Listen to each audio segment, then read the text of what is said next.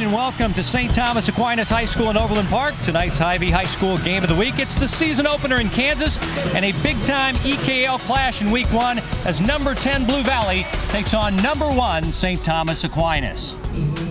Hi everybody, Kevin Wyke along with former KU football player Johnny Beck. Welcome to the Hy-Vee High School Game of the Week right here on Spectrum Sports. Week 1, we've got number 1. High expectations for St. Thomas Aquinas. 6 D1 prospects taking on a rough and tumble Blue Valley team, a very tradition-rich program there. Well, you got two teams. It's an exciting game. You got two top teams in the state of Kansas. First Friday night game here in the state of Kansas, and I think these two teams are strapped on, ready to rock and roll.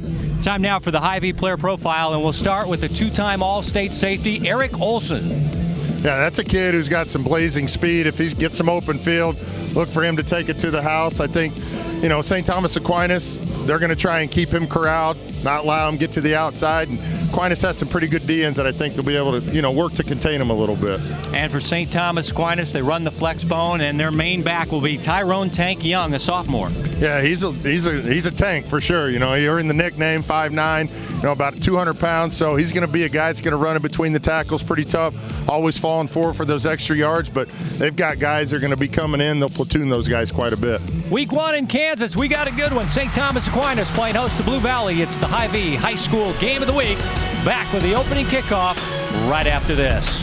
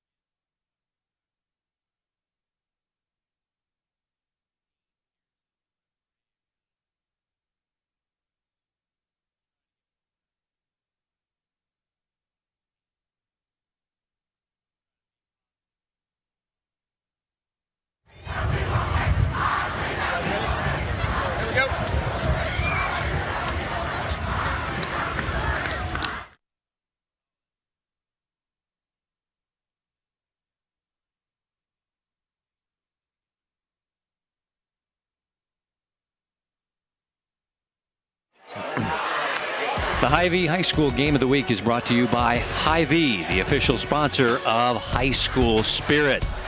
Full house here in Overland Park at St. Thomas Aquinas High School.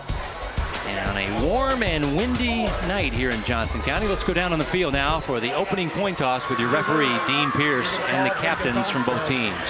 What do you say? Tails. Okay, tails. Tails. Heads. Now drop it, we'll throw it again, okay? 50-50 shot. Nice. You've won the toss. You can kick, receive, defer. Defer. He needs it. Okay. So you're going to receive, and you're going to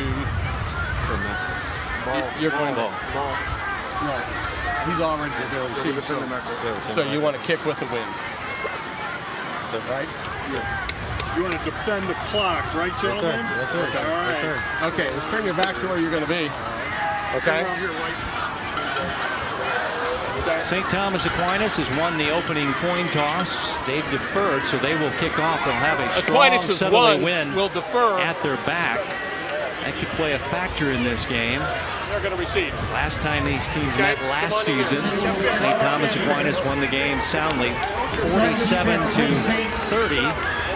As we meet your head coaches for tonight. And there's Alan Terrell, head coach of Blue Valley in his second year, 7th year at Blue Valley. Used to be the defensive line coach. He's also been head coach of the Turner Golden Bears. And the legend himself, the Hall of Famer, Randy Dreiling, 5th year, 29th year overall. Had over 200 career wins. His record here is 37-13. His team was state runners-up last year. But, Johnny, this guy made a name for himself at the Hutchinson program, where he won 7 state titles. Yeah, he's got a lot of guys that, you know, have played Division I football. Still has a lot of guys he sends out there. So he definitely knows how to coach them up. And if there's one thing he's going to do, he's going to teach them toughness.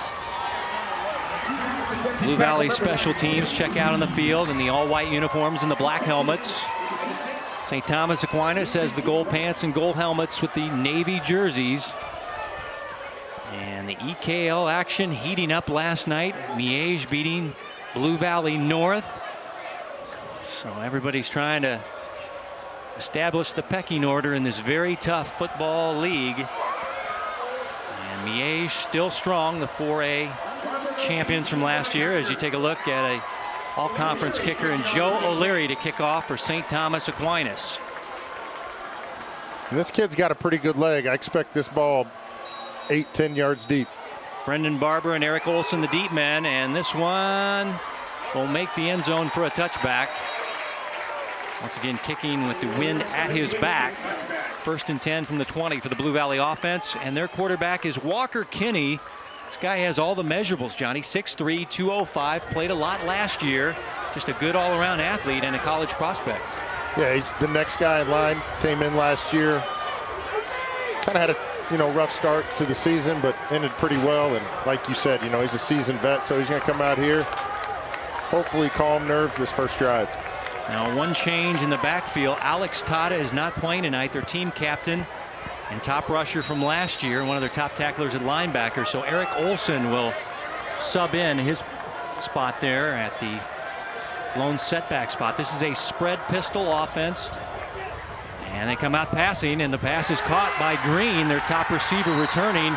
And he's just shy of a first down, as he got about 9 on first down. Green had 11 touchdown catches last year.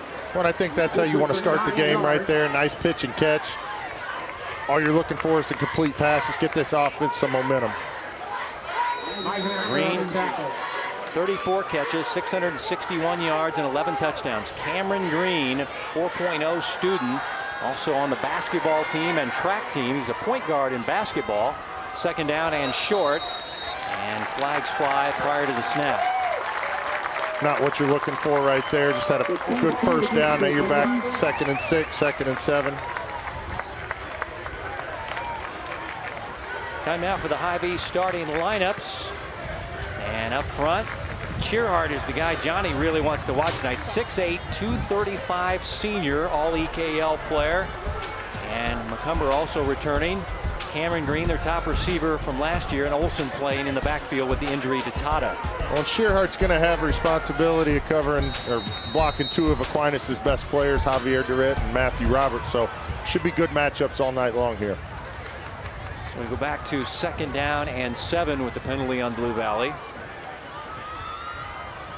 Team that went 8-4 last year, lost in the state semifinals to eventual state champion Blue Valley North. Here goes Eric Olson into the secondary, and he's out near midfield. Big time run for 26 yards by Eric Olson. First down, Blue Valley. Great job there. Contact 2 yards up the field. Does a good job. Both hands on the ball, putting his head down, running through tackles. Aquinas going to have to go low on this guy.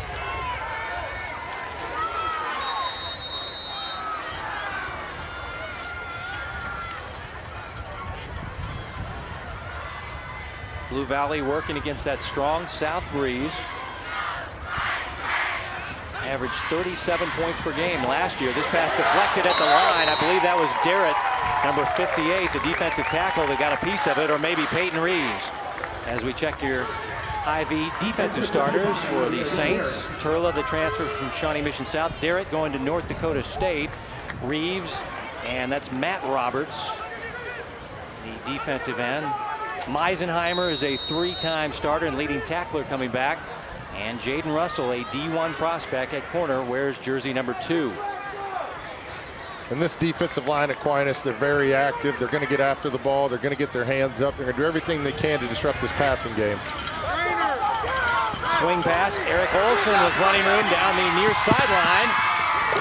And And he's finally wrestled out of play by Jaden Russell, but it is another first down for Blue Valley, and Eric Olson making a big impact early. Yeah, and you can see his speed right there, catches the ball in stride, gets the ball upfield. Great throw by Walker right there, led his guy. Looks like Jaden Russell on the tackle. Again, this Olson kid, he's looking to get extra yards every single play. 20-yard pitch and catch to Olson. First drive of the game for Blue Valley. Average about 400 yards per game. Most of it passing, 244 via the pass, 155 via the ground game. As here's Olson, and he's tracked down. Nice play there by Max Siebold, the strong safety. Again, broke through the first tackle. It's taken Aquinas a couple guys to get this guy down. As you see, he's just putting his head down and just trying to find yards, trying not to do anything crazy. Olson is very fast. He's on the track team, also a 4.0 student.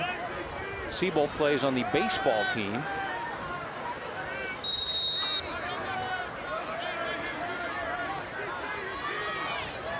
Looks like Matthew Roberts over here on the sideline getting checked out. As Kenny swings it out to Olson again, and this time the defense able to read this one. Meisenheimer, the Eagle linebacker, able to shut this one down for a limited amount of yardage. Again, it looks like they're just trying to get the ball outside and get some extra yards. Aquinas didn't really buy it on it that time. Good job by the middle linebacker getting out there and making a play. Bo is a team captain, second team All-EKL, but a 3-year starter. That's important to have one of those guys in the middle of your defense that, you know, just understands the football game and understands what Blue Valley's trying to do. He's played against these guys now 3 times, so he knows what to look for. Walker Kinney gonna take off. Meisenheimer got a piece of him. Looked like the quarterback got the better of that run in, but fell forward, but shy of the first down. Yes. Well, and with this wind, you wonder what they're going to do here. Probably a little bit out of field goal range. Be a 42-yarder from here. Looks like 4th down and 3. Looks like the offense will stay out there. Ooh. We'll see if they don't try and force an offsides here. Walker Kinney's a big guy, 6'3", 205. I think Bo Meisenheimer found out on that last run there. Play clock's down to 10. Looks like they're just going to call a timeout here. Matt Roberts out of the lineup for St. Thomas Aquinas.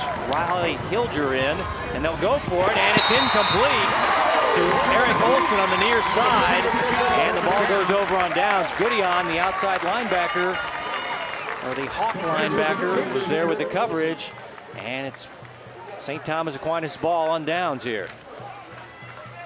Well, it's the bend but don't break mentality right there. I thought Blue Valley was going to call a timeout. They let that play clock get all the way down to 2, but ended up, you know, going to their bread and butter play for that drive, and I think Aquinas kind of sniffed it out and made a play when they needed to. Siebold, the big hit on the sideline, may have had something to do with jarring the football free, as the Aquinas offense, which is a flex bone, their quarterback is Tate Raboyne, I should say.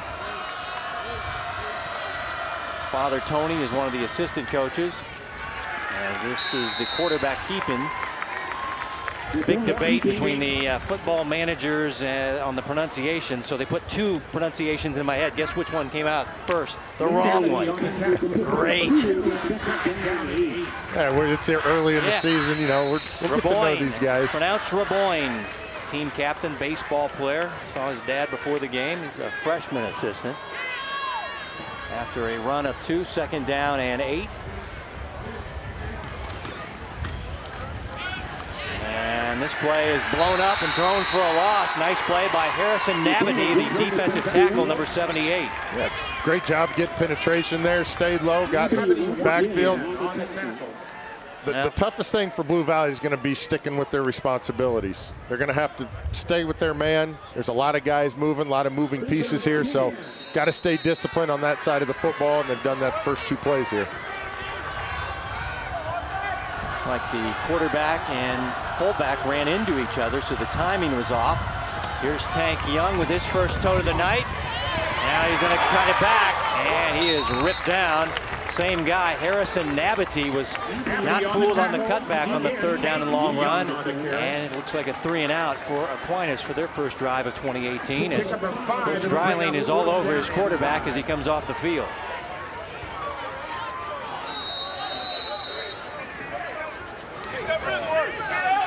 Joe O'Leary, excellent kicker, also an excellent punter. Senior will punt it away on 4th down and 5, and this off the side of his foot. Very short punt here. The wind will push it down the field, and it'll take a nice Saints roll inside the 40. And before the wind's done with it, it'll probably get near the 35-yard line. 35-yard punt there. Not too bad. It wasn't pretty, but it worked out. And Walker Kinney and the Blue Valley offense back out for their second drive of the game, as they were stopped on a 4th down play in Saints territory. But the first drive looked pretty good. Blue Valley was moving the ball rather effectively. Well, you always look on the first drive of the season, just kind of build some chemistry, get all the jitters out. Second drive here, expect a little bit more cleaned up. Both these teams are going to play clean football. You're not going to see a lot of penalties or a lot of turnovers. Guys take really good care of the ball. Offensive coordinator is Lou Rowe. Paul Brown is the passing coordinator for Blue Valley, longtime coaching assistant. Run this spread offense. Steve Rampy, the originator really in Kansas City of running the spread offense. The first guy to do it, now coaching the Lawrence Lions in the Sunflower League. His son Zach is also a coach in the league at Shawnee Mission North. There's Olson again. And Olson for a first down and more as he goes for 12 yards. Eric Olson having a good start to this one. Looks like Matthew Roberts is limping again. Can't tell if it's a knee or an ankle, but great job there by Olson. One cut, getting upfield, putting his head down, both hands on the ball. It's what you like to see at the running back position. You know, one thing you forget about it, you know, with the warm weather, these guys, sweat plays a factor in this, so keeping both hands on the ball is important. Gain of 13 out to the 48-yard line. Quarterback read option, and Kinney will run it. And you get yardage down to the 47-yard line. This is a big guy, very athletic kid. Also plays baseball. Good leader for this program, good arm, but he can run it. He's tough to tackle here. Well, great lead block there by Olson. I mean, it wasn't much of a block, but enough to get in front of him and allow his quarterback to get a few yards there. Got 5 on the play, also a 4.0 student. In baseball, he is a catcher. Say he's a Division I/Division II prospect. And of course, he works with the quarterback guru, Justin Hoover, who's he's got a quarterback on every single team. Oh, yeah. This one in a tight window is incomplete. This is the speedster Dorian Stevens, who they love, the sophomore, but they can't hook up. Incomplete, 3rd down and 5. Great job by Seabolt and Jaden Russell right there. Jarring that ball loose. Try to throw that ball in a tight pocket. He threw the ball low, which is what you want as a quarterback. But speaking of Coach Hoover, he's got 2 guys over on that Blue Valley sideline that could be starting for a lot of teams. So the other one is Jake Wolf, who's a sophomore, 6'2", 190 pounds. You'll see him holding tonight. He is the backup quarterback. Well, they say he is a big-time prospect. Kenny down the middle, incomplete. The pass sailed. He was looking for Cameron Green between the hashes, and it's 4th down. Aquinas was able to get some pressure on that one. Ben Turla was in the backfield. Just threw the timing off enough. I think they were looking for the tight end up the seam. Good job in coverage there.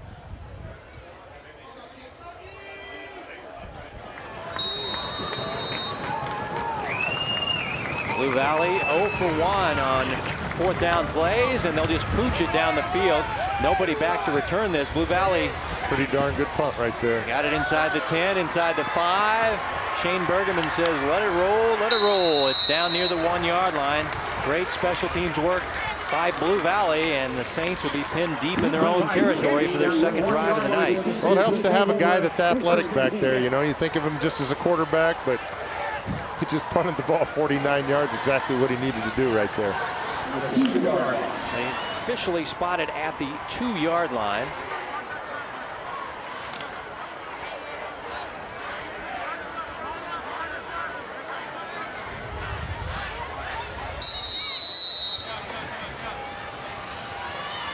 Saints averaged 41 points per game, went 11-2 last year. Made it to the state championship game, but lost to Carroll by 10 points. Good running push-up play up the middle. So we run down your Hy-Vee starting lineup for the Saints of St. Thomas Aquinas. And Jaden Roberts is Matt Roberts' little brother, but he's a big-time prospect. Mahalski headed to Oklahoma State, so they got some big dudes up front. Jackson was their leading rusher last year, but Tank Young's playing his spot now. He is the fullback in this flex bone offense, so he'll get more totes this year. They say he's just really good. Here's Tank. And Power Sox, the linebacker, met him in the hole, but Tank showed some power there.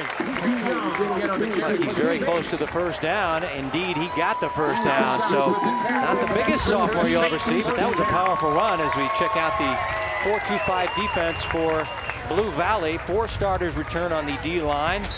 Tada out with injury, so Bauer Sox in his spot, number 43. Secondary led by the 2-time All-Stater Eric Olson, who had 91 tackles and 3 INTs last year. And the Tank going back to work. And this is a guy we saw limited action last year, but I remember Coach Dreiling saying this 9th grader, he's going to be good, Kevin. We're going to get him some action. And now he's their starter as a sophomore. Tyrone Tank Young. I like what I see. Again, another hard-nosed running back, just putting his head down, getting the yards when he can. You know, it's tough when the other team knows you're going to get the ball 25, 30 times a game, but as long as you hold on to that football and put that head down, you'll stay in the game. And this is Jackson, their leading rusher from last year, one of the slot runners, and he runs for a first down as he's across the 40, out near the 42-yard line. A big-time run of some 24 yards for Cameron Jackson. Good job on the left side of the offensive line there by Aquinas, sealing that outside, allowing Cam Jackson to get upfield, use his speed a little bit. This guy went for 1,400 yards last year. 19 touchdowns. Now he's playing one of their slots. Here's Tank Young. Spun down. Great play by Bo Palmer, the linebacker, as he just grabbed him by his hip pad and swung him to the turf. These Blue Valley guys, these linebackers got a lot of linemen and running backs coming after them, so they're having to shed tackles and make plays, and did a great job there shedding the tackle and just getting his guy down to the ground. The junior linebacker is also a 4.0 student. Boy, some high GPAs on both sides of the ball tonight. It's good to hear. 2nd down and 8 for the flex bone. And now whistles prior to the snap. This is a timing offense. Coach Dreiling was talking about being worried about the timing of this offense here in game 1. Well, anytime you have all these guys in motion, you know, it's very important that everybody's on the same page, and looks like they just had a little bit of a forward lean there before the play started. Back in his days at Hutchinson, the Little League and middle school football programs in Hutchinson would run the flex bone, so once they got to the high school, they knew the flex bone offense like the back of their hand. Now, it's not the same case here. It's the old feeder schools aren't doing that same offense. The old Nebraska way. After the penalty on Aquinas, the running play is shut down as gang tackle Tank Young. Again, you can see these guys trying to get that ball out, punching, holding them up, doing everything they can. These running backs are doing a really good job of holding on to the ball, leaning forward, and getting what they can. Yep. Had a little bit of penetration there by Blue Valley in the backfield. Bauer Sox had a piece of him. Olson was the guy that was trying to strip and rip the ball out. Now 3rd down and 7. LeBoyne throwing. The receiver trips and falls. There was contact with the defensive back Barber. Fans want a flag on the home side. None is forthcoming. It'll be 4th down and 7. Intended target is a receiver out of the backfield there, and that was Finn Barnett. Looks like they got their feet tangled up a little bit here. Yep. Yeah, nothing deliberate there by Blue Valley to try and trip him. See if they can't pin him inside the 20 here with a good punt. One of their slot guys. High snap. O'Leary may have time to recover, though, here. And he gets it away. Great job. Steady. Wow. Eddie. Nice play by O'Leary. And here's the return by Jake Morris. And the special teams coverage is very good, but the fans loving the effort from number 23, Joe O'Leary. Johnny Beck, you gotta love this guy keeping a cool, calm head and getting his ball out. Yeah, great job. I mean, he even jumped up for it, ran back there, picked up that ball. Like you said, he didn't panic at all, turned around, punted that ball. 30 yards. Not bad. And the coverage downfield didn't get disjointed. Sometimes when there's a bad snap, everybody loses their lanes, and it all worked out in the end for the Saints. 1st and 10 for the Blue Valley offense. Scoreless ball game, late first quarter. Here's Olson, who's had a nice start. And nice run there. His 2 biggest plays of the game were punts. It's not bad. Elias Carson making the stop from the secondary, number 41. This is another young up-and-coming player in the Saints program. Gain of 3, 2nd down and 7. We already have a long snapper over here warming up for Aquinas. Yeah, you don't get too many opportunities when you blow one.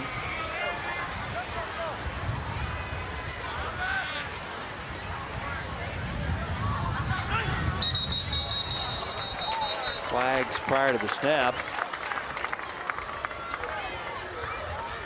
Jamison Nussbaum is the long snapper. He is the son of Mark Nussbaum, the Hall of Fame basketball coach. And his brother Drew's a star player on the basketball team. His sister's a star player at Lipscomb volleyball. Yeah, volleyball. Yeah, they got a lot of good athletes. Their mom was a great athlete at Rockhurst University. So. Then another brother that's playing basketball at Grandview College. So pretty good genes in that family. Great family it is, Coach Nussbaum.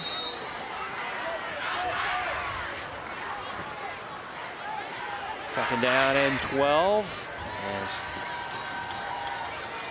you go under a minute to play in your first quarter. Week 1 on a warm and windy night here in southern Johnson County. As here's Olson trying to stretch to the outside. Russell able to upend him. Landing on his back was again Carson as they double teamed him down. Nice play here. Jaden Russell does a good job of keeping contain out there, staying low. That's what it's all about. You don't have to make big hits. You just have to take your guy down. But Blue Valley's going to run this down as long as they can, so if they do face a 4th down, they'll have the wind with them. It's definitely a factor. It's 20, 25 miles an hour in the face of Blue Valley right now. As Coach Terrell looking at the game clock. Seems like a field position game right now, so you got to play the clock here. And flags are down as the ball is snapped. Blue Valley's had a great summer. They won their 7-on-7 at Blue Valley, won the big O-line challenge.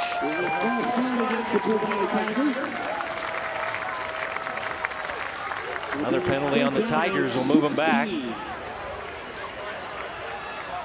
And you can't shoot yourself in the foot taking a 3rd and long and to a 3rd and longer. 3rd and 16.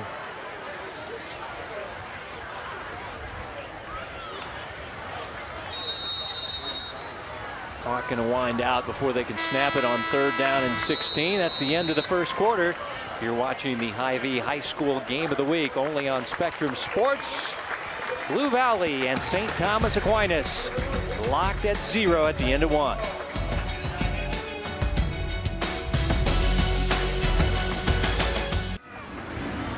This is the Hy-Vee High School Game of the Week right here on Spectrum Sports. Kevin White and Johnny Beck. Glad to be with you on this Friday night. Week 1 in Kansas. No score thus far, Johnny. I think the defenses are usually ahead of the offenses early in the training season and early in the football season as well. Well, both teams are trying to establish the run early, which you would expect with these 2 teams. Even though Blue Valley started out with the pass, they definitely ran the ball a little bit more, and we know what Aquinas is going to do. They're going to run the ball, and set up the pass. look for a little bit more passing this quarter, but obviously with Blue Valley with the win, that might open it up a little bit for them as well. Now Blue Valley will have the wind at their back out of the south. They go south to north here in the second quarter. Good rushing game thus far for Eric Olson. Blue Valley's taking it inside Saints territory, but we're denied on a 4th down play. We've had a number of penalties the coaches are going to probably address at halftime. And we'll start with a 3rd down and 16 play to start the second quarter. Walker Kinney down the middle, has Cameron Green cutting it back. He's got space, turning on the speed, and he's just tripped up as he crosses the 20-yard line. Saving tackle by Terrence Collins, the free safety. Yeah, great throw and catch right there by Walter. Get his guys in open field. You know, just a simple post pattern there, but threw the ball where he needed to and let his guys do the thing. These guys for Blue Valley, they're fast. They got a lot of track guys out there, so if they find any open space, they're going to be able to break. Good job by Terrence right there making that play, saving that touchdown. First big passing play for Blue Valley. It goes for 50, and Blue Valley in business inside the red zone, as they'll have it 1st and 10 at the 18-yard line. Give it off to Olson, short-sided, and not much doing as he'll get a couple on the play. As they ran to the short side of the field. Olson in for an injured Alex Tata. You saw Tata there on the sidelines. Looked like he's got an air cast. They're trying to... Yeah, you hope it's not a season-ending deal. You know, anytime you got a foot or an ankle, those are always tough. But he's a tough kid. It was a maintenance deal that, you know, he could probably play tonight, but they didn't want to exacerbate the problem. After the run of 3, 2nd down and 7. Here's Olson again. Goody on the linebacker. Plays the Hawk linebacker. They get bird names for all their linebackers. And short run. Eric, talking to his mom prior to the game, wants to go to the Air Force Academy. And you look through his family tree, a lot of members of the Air Force, so you can understand why you'd like to end up at Colorado Springs in the Air Force Academy. Very good student, good leader. Here's Kinney passing, and the diving catch by Shane Bergman. He'll be near the 1-yard line where it'll be 1st and goal. Nice play by Bergman, the wide receiver, senior. 4.0 student. Well, it's like a broken record here with all these 4.0 students. Yeah, just a simple rollout pass right there, and just coming across the middle, getting these guys behind the linebackers in front of the safeties. But Kenny's doing a good job of putting the ball where it needs to be. So from the 1, 1st down and goal. Olson the lone setback. Pistol formation for Blue Valley. Give it off to Eric. Looks Not like he much got of in a there. crease. Let's see on the second effort here. Looks like the refs are calling him down at the 6-inch line. And the ball come out. Yeah, the ball came out. Right. Well, 32 came out with the ball. Let's see. Let's see. That ball's out. Ball's out, yeah. That's a touchback. Let's see. Now 2nd down and goal. Olson diving this time and into the end zone. Touchdown. The fans on the home side disagree with the call, as Olson kind of ran into a brick wall once he made his patented Marcus Allen leap toward the end zone there. But well, nobody here in the stadium knew that ball was fumbled but us. But yeah, good job of getting back on the up on the line of scrimmage and punching it in there.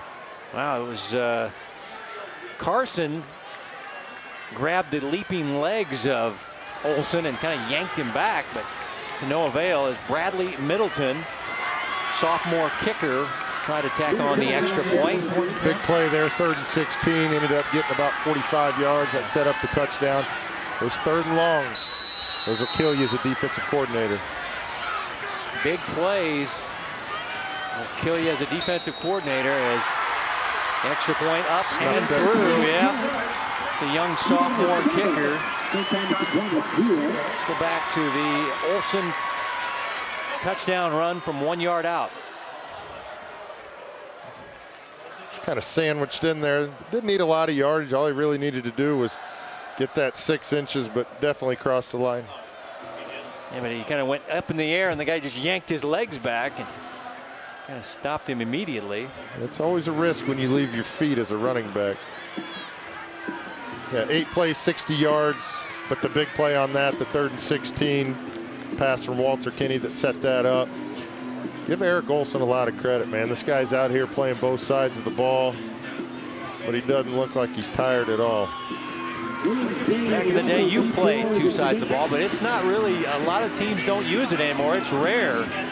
Well, when you're looking, you're looking at these guys to play both sides of the ball, but at some point, you're going to wear down over the course of a season, and these guys are itching to play both sides, but you got to do what's best for your team. Looks like we're set up here for maybe a directional pooch kick. Deep back are TJ Williams-Bay and Jaden Russell for the Middleton kick. This will be Russell from the 5-yard line. Or check that, that's Williams-Bay, I beg your pardon. And he's across the 30 to the 32-yard line. So 27 yards on the return by TJ Williams-Bay as the fans for St. Thomas Aquinas. A little bit hula better. Shirt night tonight. A little bit of a better starting field position than the last drive when they started at their own 2. See what they can do here. Yeah, the offense, flex bone. It's about percentage of about 80% running, 20% passing, but I'm told that 20% is going to go up this year. And Coach Dreiling agreed. Pitch it out to Tank Young, trying to turn the corner. Richmeyer had the corner snuffed out, and then his teammates come and collect him for looks like a loss of a couple on the play, but it was Richmeyer on the edge there, kind of sealed things up there.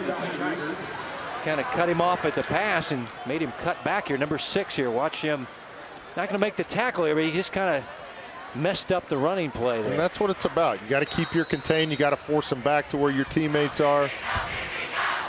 It's not always about making the tackle. It's about doing your job. Turning starter, also a 4.0 student, is Blake.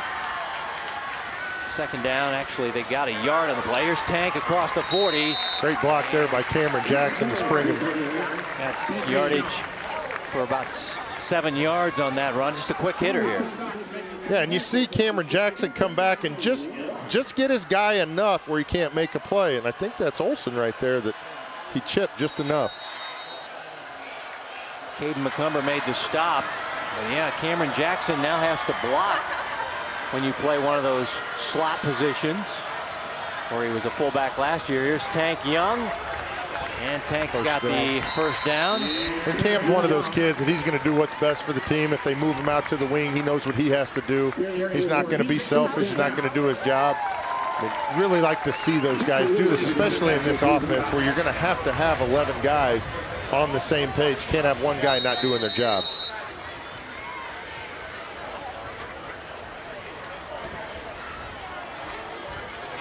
A new set of downs from the 45-yard line. For Boyne.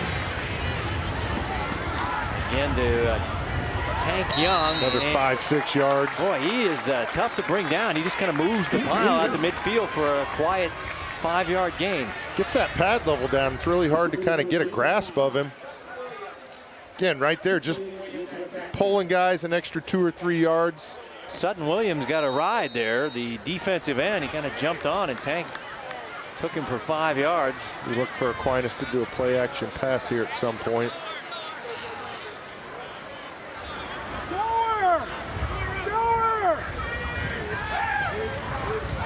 Early movement there.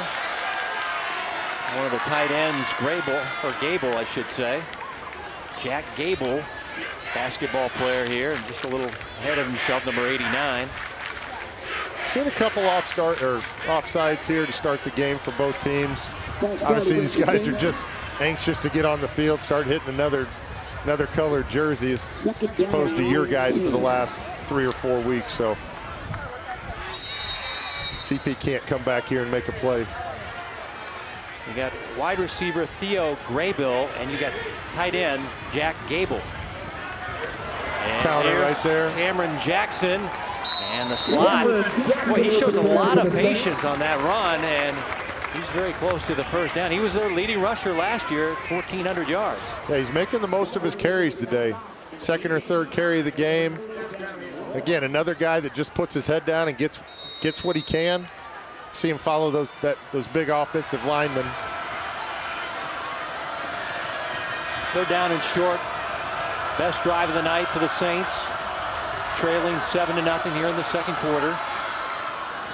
Here's Tank, nice cutback move. He's got the first down and a little more before he's finally hauled down on the play. Looks like the Aquinas offensive line's doing a better job of getting a push those first couple series. Seemed like there was a little penetration. I haven't seen that. First point of contact for these running backs is usually 2 or 3 yards up the field. Cole Ross making the tackle.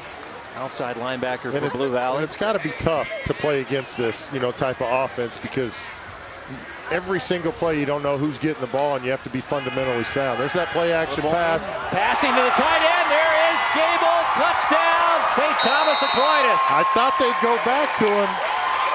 Well, he makes up for the penalty with a 42-yard touchdown reception.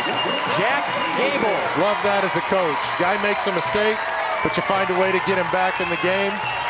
You could see Aquinas was trying to set that play up. And again, one pass play, one touchdown. Joe O'Leary, second team all EKL to try the point after. Theo Graybill. Graybill and Gable. Doing the holding here as the extra point up and ties it at 7 as you take a look at the big tight end for the Saints.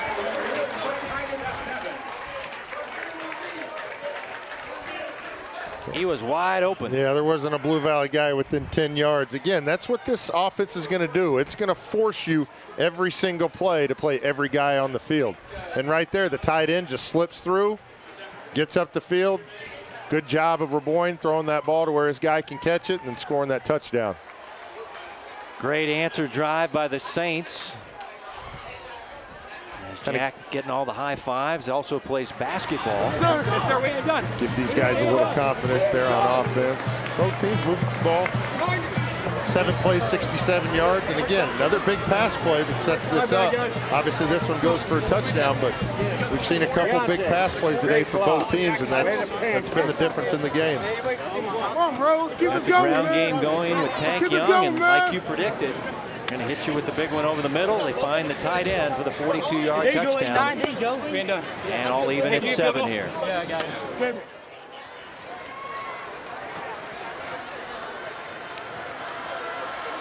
Barber and Olsen, the deep men for Blue Valley, awaiting the O'Leary kick. I'm not sure Olsen comes off the field.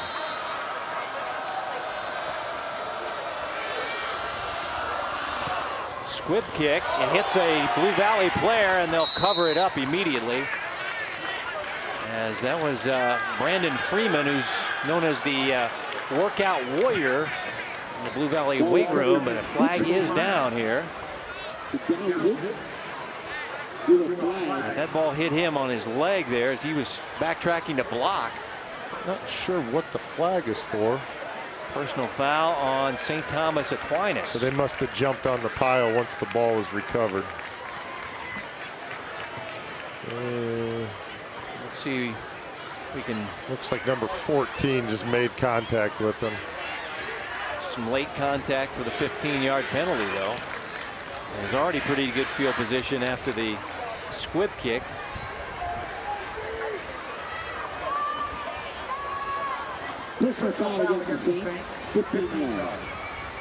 Yeah, can't hit guys off the pile. Good starting field position here for Blue Valley. Right about midfield for Walker Kinney in the offense. Eric Olsen has a touchdown run. Now early movement. Looks like the D-line move. Back-to-back penalties on the Saints is not going to make Coach Dreiling a happy camper on this. So not a good Labor Day kickoff, weekend. and then 20 yards in penalties here without one offensive play ran. Yeah, I wouldn't want to be coming off the sideline here. So 1st and 5 as the Blue Valley fans chant, "You can't do that," and they're in a whiteout going there. We got the Hawaiian shirts and the whiteout in the crowds tonight as Walker Kinney trying to run it. Blue Valley not going to get much on this play as St. Thomas Aquinas was all over this play. As it looked like Turla there sealing the edge. Number 4 there, the transfer from Shawnee Mission South. Yeah, he's a big, strong kid. He's going to set that edge. I mean, the most important thing for these defensive ends on both sides of the ball is contain. You got to get upfield and you got to make sure you're pushing them back in. No gain on that last run. 2nd down and 5. 3 receivers to the left of Walker Kinney. His dad was a quarterback in college at Illinois. Was a backup to Jeff George, who went on to the NFL. Here's Olson breaking tackles into the secondary, turning on his great speed, and he's going to be finally wrestled out at the far sideline. And another great run by Eric Olson, and Blue Valley in business again. Aquinas brought heat off both edges. They went basically in between the guard and the tackle, beat the blitz there, got right upfield. We're going to spot this football near the this kid is tough, 15-yard man. line, so it'll be 31 yards on the run by Olson, who's approaching 100 yards here in the first half, rushing the football tonight. Yeah, usually with these speed guys, you don't see a lot of power, but man, you just can't take this guy down if you're trying to take him down around the shoulders. You mentioned he's been in all 3 phases of this game, and he'll get another tote here. And he's just tough to bring down as he fights for 4 to the 10-yard line before he's taken down by Carson in the secondary for the Saints. Plays special teams, plays linebacker, safety, and he's their leading rusher in this game tonight. Yeah, heck of an athlete out here, and you know, I don't see him acting as if he's tired or anything like that. That's just, you know, all that summer conditioning and all that preparation you put in to come out here and be able to do this every Friday night. 85 yards thus far for Olson and a touchdown run tonight. Still got 4 and some change before halftime. Pass to the back of the end zone, too tall, incomplete. As target was Matt Kennedy, but the pass too tall. And it's now 3rd down and 6 for the Tigers. Javier Durrett back in the backfield there with a little bit of pressure. Maybe had to throw it just a tick too early there. Good coverage, though, by Corden Harris, the cornerback for St. Thomas Aquinas. Well, that's tough. You know, you have the wind behind you, and sometimes that ball floats on you. Look, you'd rather throw the ball out of bounds over the head than short. And the field is so condensed. As you take a look at the stars and stripes getting blown around tonight. It's a windy one, and it's a warm one. Week 1 in Kansas. Pass over the middle. Caught! Slant by Cameron Green for the touchdown. It looks like they found a soft spot in Aquinas' defense there where they can get that ball, like I said, over the linebackers in front of the safeties. Aquinas is going to have to make an adjustment there. But again, Walter Kinney, great job sitting in the pocket, throwing the ball right where it needs to be. Comes back after that incomplete pass.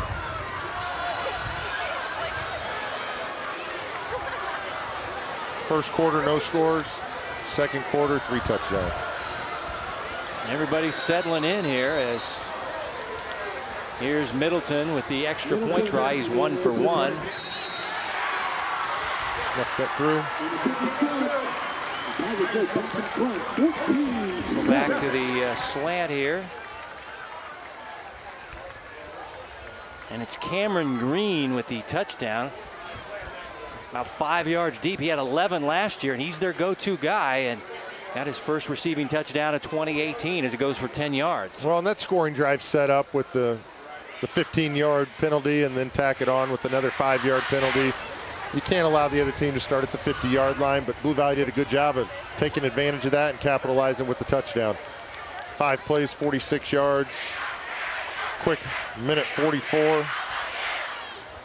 And these offenses starting to click a little bit now.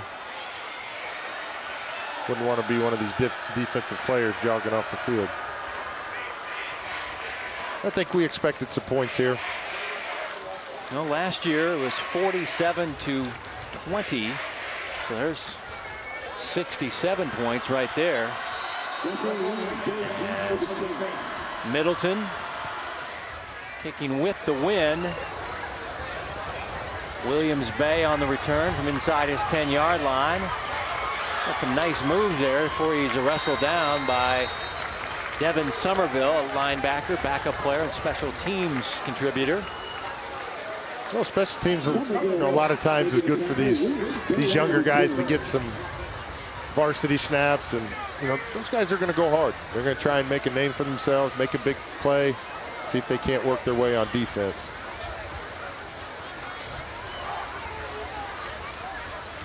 Line of scrimmage will be the 27-yard line. Saints had a nice drive in their last possession.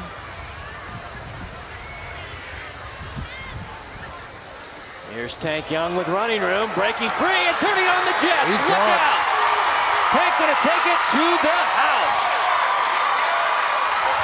Great job up front there by Aquinas. One play, one touchdown. Now the points are starting to come up.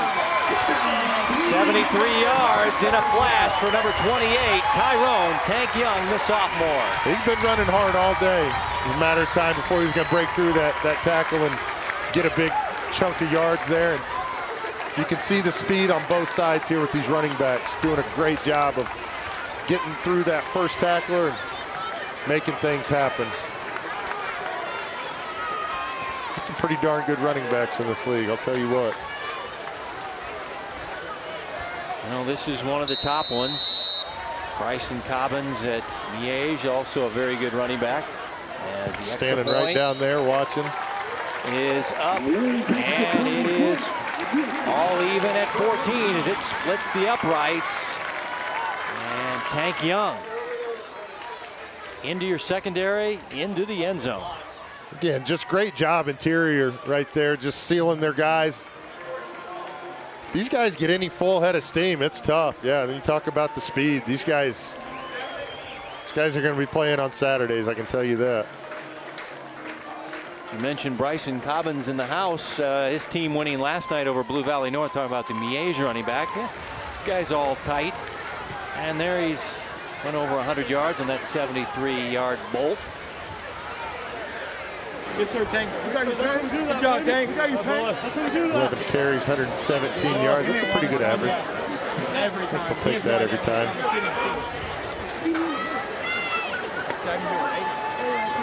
And the shootout begins, Johnny.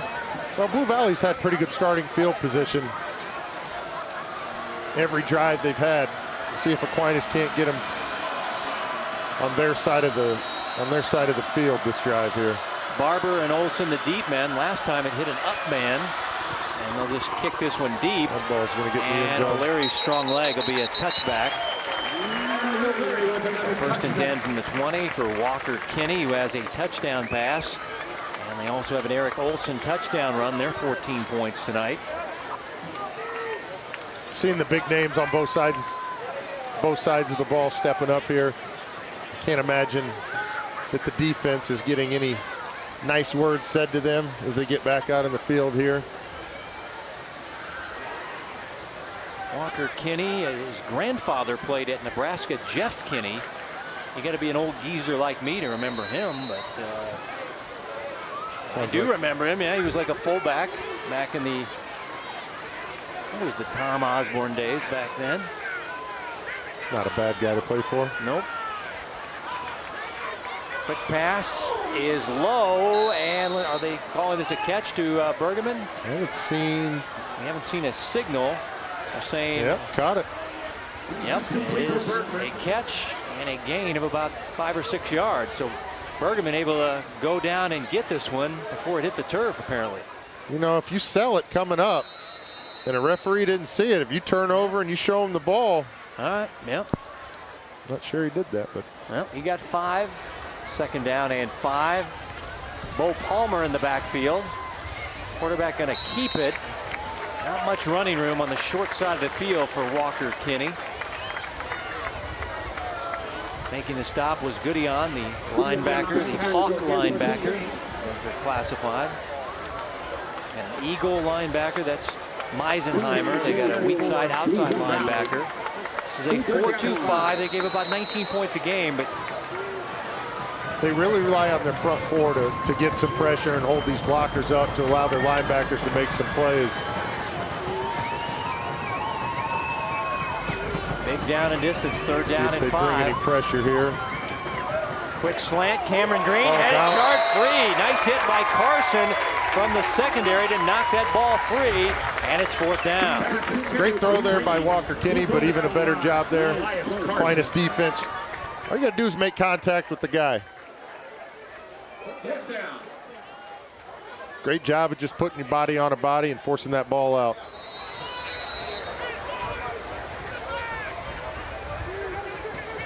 Now we've seen the quarterback punt. Yeah, the quarterback can punt Walker Kinney. But I guess what this does, this forces Aquinas to honor that, not allow to put a guy back deep. He averaged 32 yards per punt last year. Yeah, that's exactly what they're doing. There it is. Wow, look at the roll on this one. Well, they had the wind at their back. And keep in mind, Walker was a pretty good punter last year. He averaged 32 yards per punt, but he got the benefit of the roll there. And it's going to be a 50-yard plus punt, and it'll back up the Saints inside their own 25. Big crowd in attendance here tonight for both sides. Blue Valley crowd on the visiting side. Just a lot of people. Been waiting a long time for Jonesing this game. for football, yeah. Absolutely. Look at that crowd. Can't beat this. This is what Friday night's all about. Visiting side almost full as well.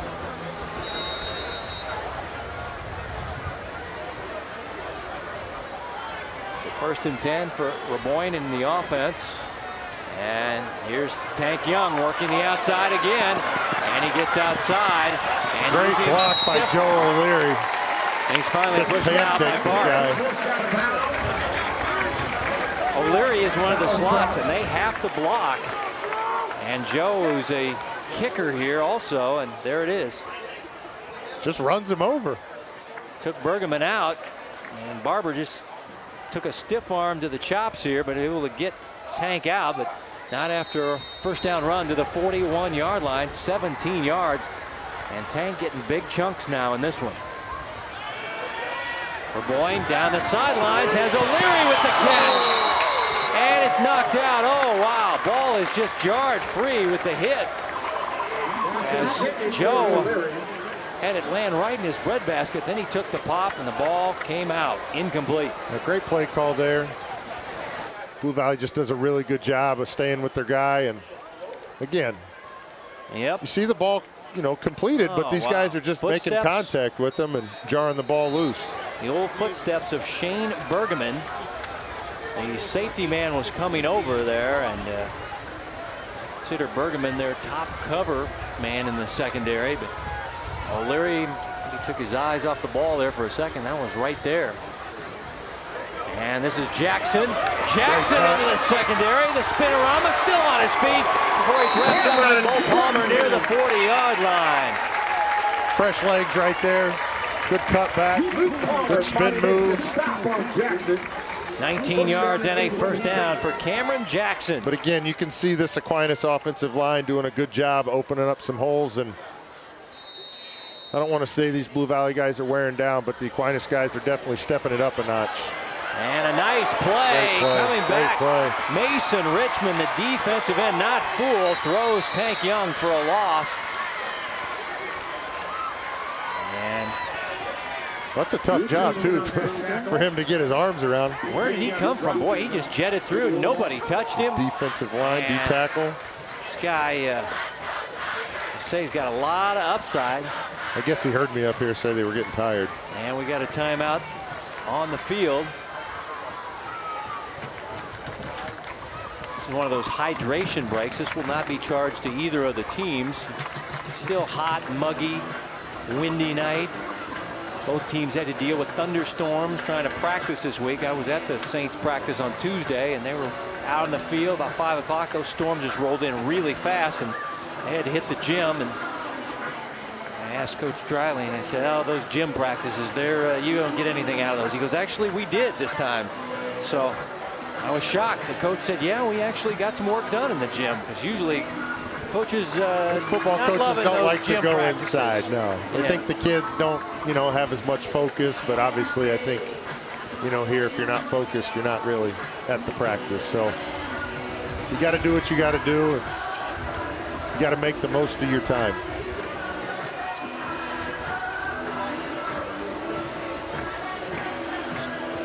So actually, it was officially a Saints timeout. I thought might be using one of those hydration breaks, but it is officially charged to the Saints. They have 2 timeouts remaining before halftime in a 14-14 tie. Just over 2 minutes to go before half. T.J. Williams-Bay gets the block. Blue Valley players there to shut it down, though. Nice play by Cole Ross, the linebacker, reading his keys there. He was not fooled, number 36. Yeah, they had a big block out there by Joe Mahalski, but Blue Valley did a good job of keeping containment there. Number 6. Yeah. It's a legal block. He got his head in front, but as you see these Blue Valley guys rallying around the football. This is Tank Young grinding up the right hash. Putting his head down, 40. keeping his feet moving, Good getting a couple gain extra there. yards. It's going to still be 4th down, and they're going to need a pretty good chunk of real estate here as the Saints take their 2nd timeout. So 1 timeout remaining for Coach Dreiling in his 5th year. Said, you got to get a shot of my granddaughter Scarlett, who's going to be here. And I said, okay, Coach. Not a camera operator.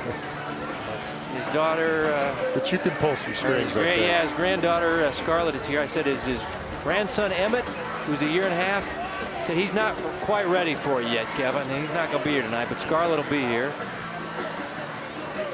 He's a big football fan, big fan of her grandpa, the Saints football team. It's 4th down and 7, though, out of this timeout.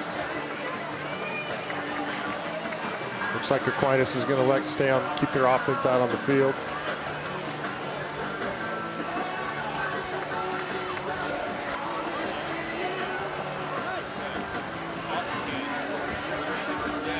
Coming up, Hy-Vee at the half. Hy-Vee first half stats and the Hy-Vee first half highlights.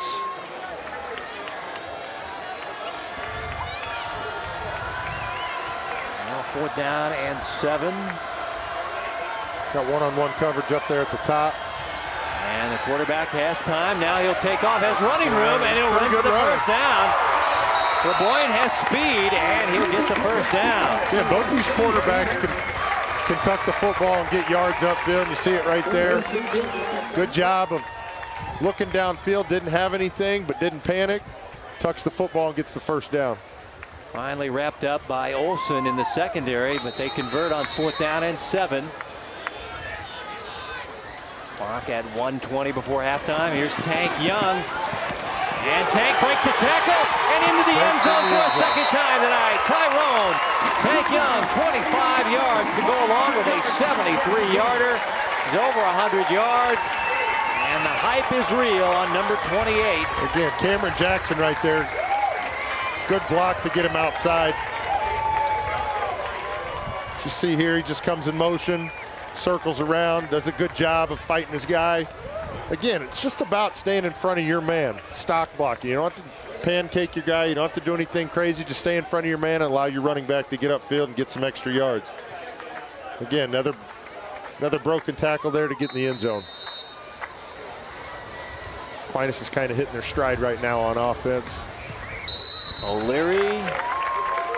Extra point is good. 3 for 3 tonight. The star, though, has been Tyrone Tank Young.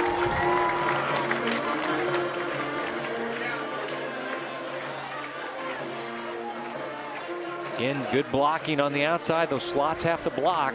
Yeah, just follows his teammates into the end zone. Doesn't try and do too much. You talked about it earlier. These guys are running patient. 8 plays, 76 yards, a minute and a half. That's pretty darn good for these guys.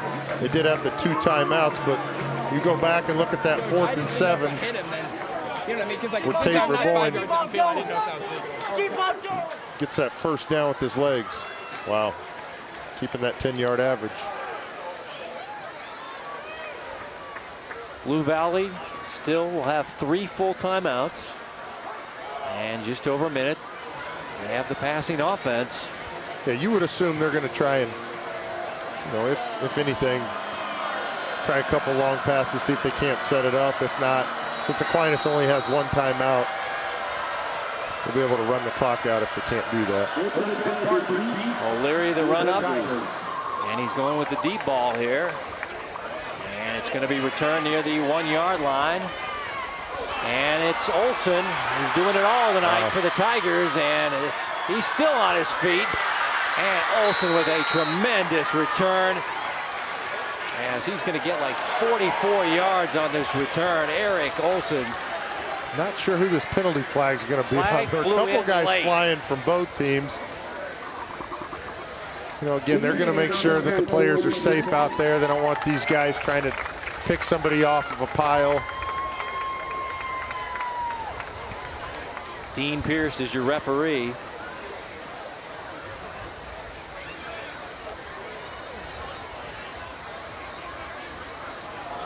That's 2 on St. Thomas Aquinas now on kickoff return. And I think that's going to make the mind up of Coach Terrell on the other sideline, that they're going to try and put this in the end zone.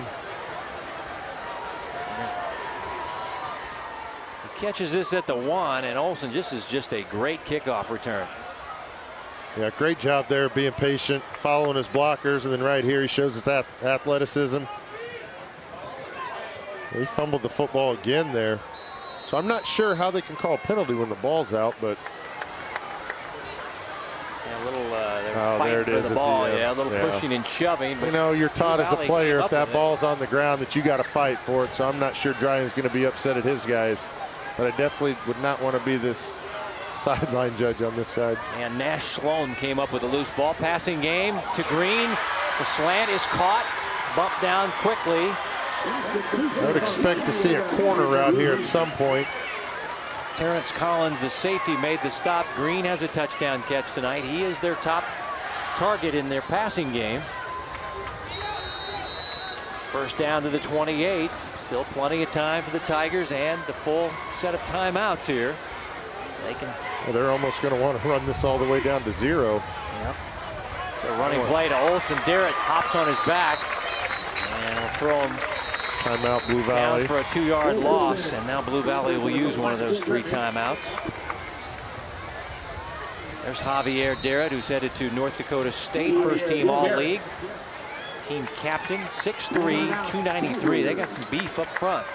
Well, and he put a heck of an offseason. I mean, he's a guy he's worked for everything he's got, and he's always been told he's a little bit too short. He doesn't have the size that he needs to do to play at the Division I level, and I don't think that deterred him from continuing to try and be the best guy he can be. And you end up at one of the best programs. I mean, it's not a Division I school, but I still think the experience and the coaching that he's going to get there is by far one of the best in the country. That's a good football program, and they got a good football player in Javier Derritt.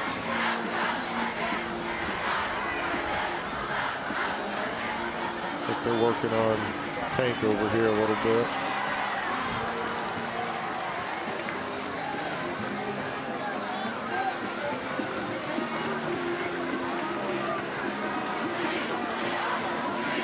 So after the loss of 2, it'll be 2nd down and 12. Back to the 30-yard line for the Tigers, looking for the equalizer before Hyvee at the half. Seen a rushing touchdown and a passing touchdown from this offense tonight. I think he's trying to throw down the sidelines, and the pass is broken up. And that was Corden Harris all over Dorian Stevens. And it's incomplete. Love the speed of this sophomore. He runs the 40. He's a 4.5 guy. He's one of the fastest guys on the team, but Harris with good coverage here. Well, that's tough. I mean, doesn't have a lot of room there on the sideline to throw that pass. It's either his guy's going to catch it or it's going overhead. So you like that from the quarterback. Obviously, keep the ball in your possession here. 3rd down and 12, but I'm not sure that this isn't 4-down territory for these guys. Trio receivers will come to to the left side. Green, their go-to guy, is in the slot, and it's a bad snap. And Kinney will just have to cover it up back at the 44-yard line, and a loss of 14. It's going to be 4th down and 26. And you got to be careful there as a defensive player. Can't jump on top of the pile there. Once the ball carrier, whoever, gets down on the ground, that play's dead. Yep, that you don't want to be jumping on the quarterback. Yeah, they're talking to him right now. I mean, again, that's a tough thing to do to hold up in that spot. They moved it back to the 42, and the clock will wind out on the first half as the snap derailed the drive for Blue Valley, and now Blue Valley saying, wait a minute, wait. Yeah, they've got a chance to throw the ball in the end zone. They're going to put some time back on the clock, it looks like here. The clock says zeros, but 1 second is what Dean Pierce says should be on the clock, so they're going to do the old Hail Mary that Johnny mentioned here. It's not going to hurt anything. You have the wind behind you, so you know you're going to get the ball in the end zone. You just throw it up, put a couple of your big guys out there, and see who's the most athletic guy on the field. I don't see Aaron Rodgers coming on the field, but Walker can make this pass into the end zone, no doubt about it. He's got the arm strength to do it. Still 1 second to go.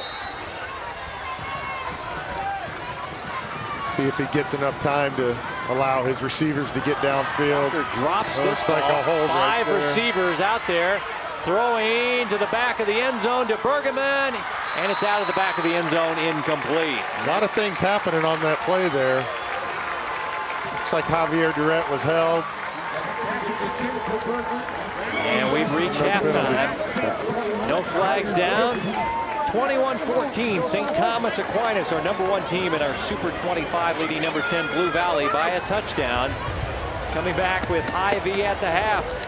Numbers, highlights, all just around the corner as you're watching the Hy-Vee High School Game of the Week right here on Spectrum Sports.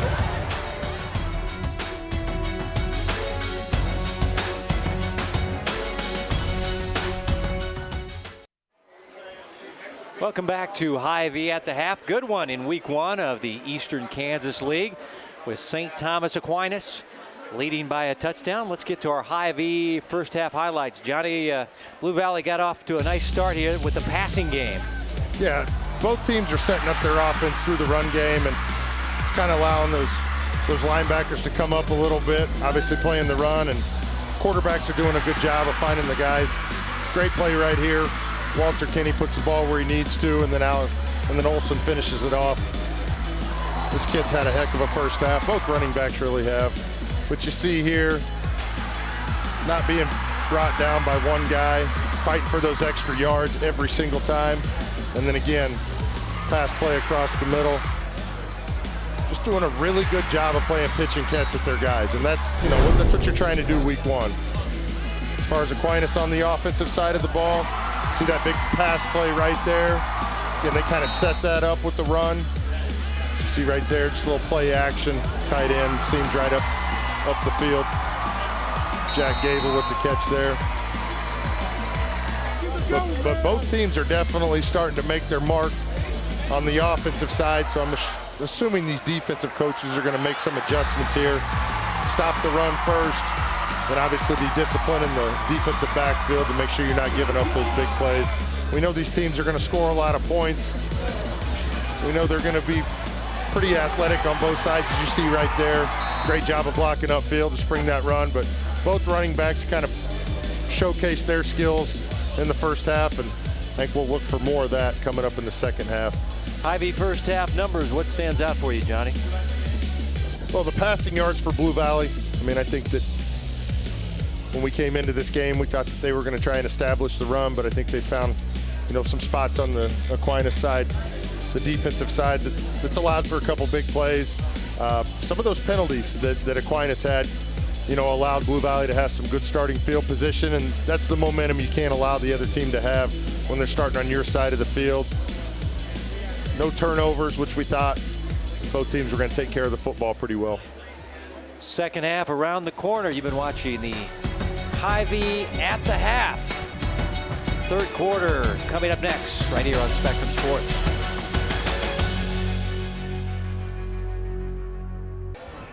The St. Thomas Aquinas Saints are coming off an appearance in the 5A championship game. The Saints are looking to hoist the trophy for the first time in their program history. And the cupboard certainly isn't bare when it comes to D1 talent. Here's Leif Leisig. Joe Mahalski, me, Jaden Roberts, Matthew Roberts, Jaden Russell. We have a wide receiver that has an offer that has never started a game yet. And I'm missing somebody.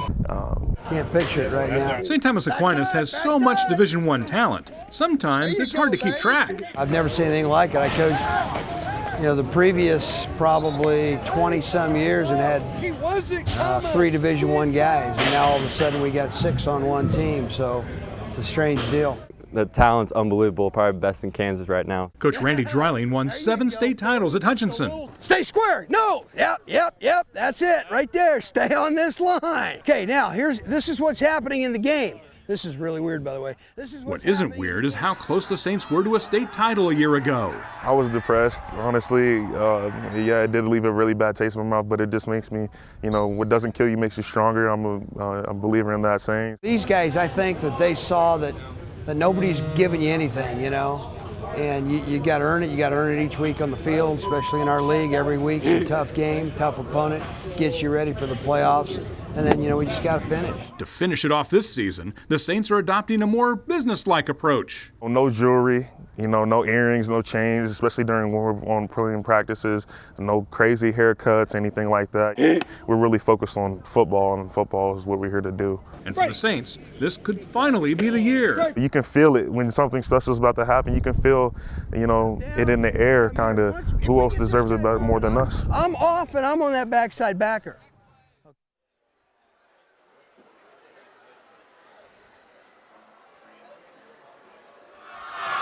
Leif Leisig reporting as we're getting ready for the start of the third quarter. Great crowd in attendance. Look at those student section from St. Thomas Aquinas. Hawaiian shirts and all kinds of enthusiasm. Week 1 of the Kansas high school football season. The Saints won the opening coin toss. They deferred their option to the second half. So, Johnny, we've seen this team get some momentum offensively in the second quarter, and got a couple of guys dinged up there. We've seen Matt Roberts, one of their big stars, dinged up in this game. You said Tank Young might have been talking with the trainer a little bit, but he's got almost 200 yards and 2 touchdowns here in the first half. Yeah, it looked like he was just getting some light stretching in on the sideline there, but I don't think it's going to be anything that's going to keep him out of the game. But yeah, he's definitely a guy that's getting yards in chunks, and that wasn't really the case in the first quarter, but this second quarter, he's really taken off, and as you see there, pretty much untouched. But, one thing you got to touch on is that offensive line and how big those guys are, and, they're doing a really good job of setting up the running backs to get those big gains, and Cameron Jackson right there on the outside doing a really good job. And, that's what this offense is all about, is you got to do your part and make sure that you're being a good team player, and Coach Dryling's going to coach them up. And on the other side for Blue Valley, leading their rushing attack and playing all 3 phases of the game is Eric Olson. Yeah, he's a guy who's been really impressive today. And the guy's pretty much a do-it-all type of guy. Catches the ball out of the backfield, returns kicks. Obviously, he's their lead running back, filling in for Tata. But you just see the athleticism of this guy, and you think he's just a speed guy, and then he puts his head down and breaks those tackles. So he's definitely a featured running back and a guy that is going to play at the next level, to say the least. Teams getting stretched out as they're out of the locker room, getting ready for the start of the third quarter in this Week 1 game. We've already seen Bishop Miege handle Blue Valley North last night. And the other games in the league, Mill Valley at Blue Valley West. Blue Valley Northwest is at St. James Academy. Lansing at Southwest, the Blue Valley Southwest School. Football is back. Yeah, there's not a real easy game in the EKL. Every week you got to show up, be ready to go, and you've seen that the last few years with St. James kind of making a name for themselves and getting some big wins. And obviously Miege is always going to be at the top. But, you know, you got schools like Blue Valley that historically have a lot of pride, and, you know, they're not going to go down easy regardless of their record. And, you know, it's just it's a fun league to watch week in, week out, the challenges that these guys face. Blue Valley has won 6 state titles, 4 under Coach Rampy, 2 under Eric Driscoll. Coach Terrell trying to get one under his watch. St. Thomas Aquinas has never won one. Coach Dreiling been runner-up 2 times, 2014 and 2017, and they're itching to get one, as it'll be Middleton to kick off, start the second half for Blue Valley. And this is a directional short kick, and it goes out of bounds, and the ball will be spotted at the 35 with the penalty yardage. So good field position for St. Thomas Aquinas. Not sure what the plan was there. Almost looked like a pooch kick, but you've got the wind behind you. You might as well put it down there and, you know, again, force Aquinas to make a big play. And now they're going to get the ball at the 35-yard line. And last 3 or 4 drives, Aquinas has done a really good job of getting some yardage. So, how much grief do you get from the coach when you kick one out of bounds to start the second half? a lot. Or do you just try to avoid him, go to the... Yeah, there's one thing you don't run do right by him, is you don't kick it out of bounds. I mean, unless you're kicking to a guy like Tyreek Hill or somebody like that, you don't ever want to give the other team this type of field position. Tank Young in the backfield, motion by Jackson. Here's Tank Young up the middle, and he kind of moves the pile. This guy closing in on the 200-yard night along with the 2 touchdowns. Very impressive.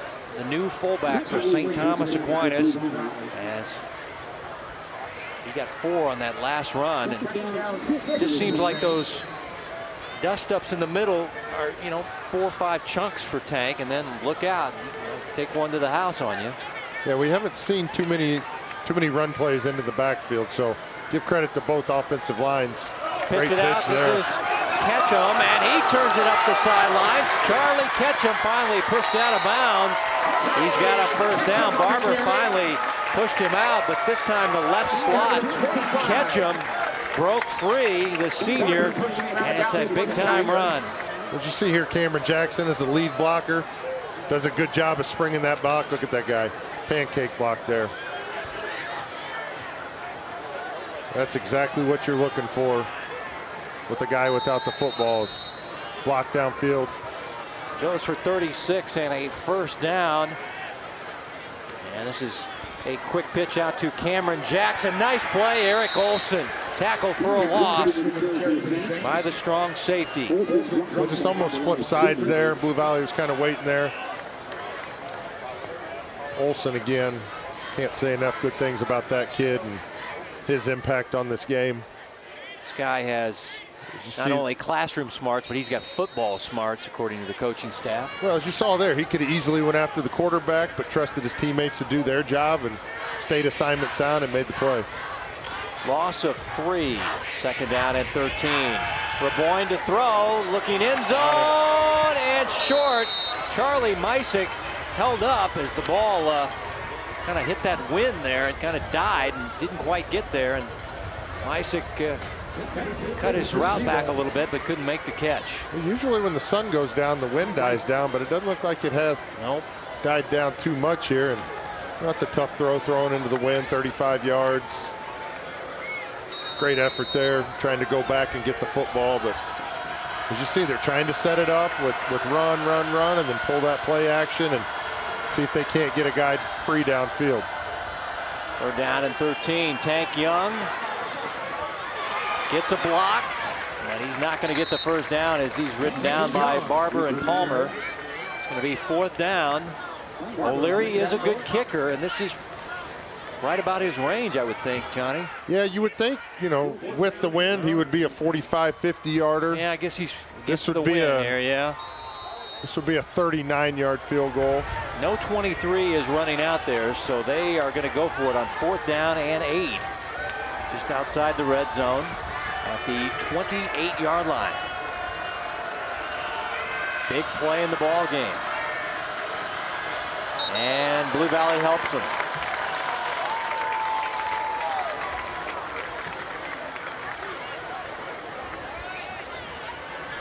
Offsides on the defensive line. It's usually a go-to play there. Looked like Smithson, the transfer from Andover Central. They say he's got a lot of upside. He's a 300-pounder. They say is mostly muscle. Yeah, there's definitely no shortage of size on these offensive and defensive lines for both teams. So we go from 4th and 8 to 4th and 3. This is much more manageable situation here. Burboyne going to throw, finds his man. Right at the sticks. And the ball is loose, picked up by Blue Valley. Down the sidelines, the Tigers are returning it. Wow. And it's going to be a big return by Barber. Brendan Barber came up with the loose ball. There's a flag down behind the play, so hold the phone here, folks. As the pass was in the flat area to Theo Raybill and was knocked free, scooped up by Barber, but once again we got a flag to deal with here. Yeah, it looked like Aquinas had the first down on that pass play, but Blue Valley did a good job of wrestling that ball loose, and once that ball is on the floor. So an illegal block, but it was after the ball was acquired by Blue Valley, so it'll be a first down for the Tigers.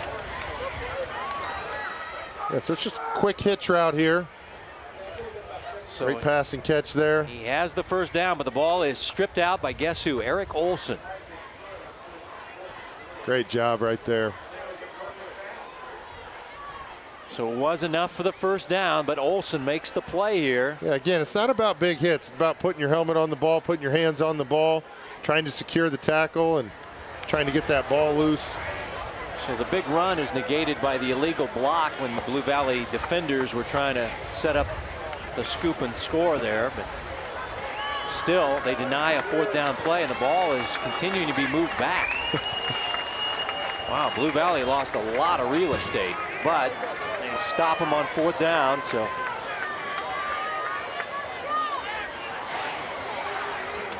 Walker Kinney in the offense out. Eric Olson is the running back. See if they come out. Try and get a big play here. If they just go back to the run game. Started the game with the pass play. Dorian Stevens, Shane Bergerman, and Nash Sloan, the three receiver set. This will be Stevens, their speedster. And Goodion rides him down from behind, but not after he acquires the first down. A good first down pass and catch. This guy they love his upside, Dorian Stevens, a name to remember. And you see Aquinas playing a little bit of a cushion there. It's giving these Blue Valley guys some space to get upfield a little bit. And obviously, Walker Kinney's doing a good job of putting the ball where he needs to put it. Good first down play there.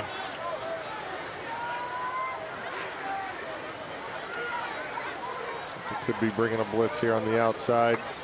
Yeah, you see the Saints moving up there.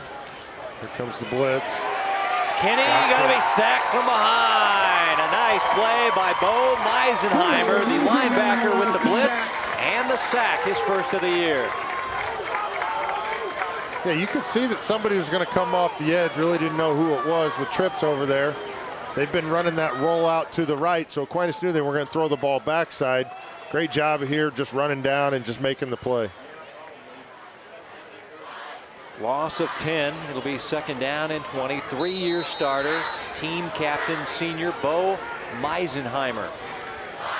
Led the team in total tackles last year.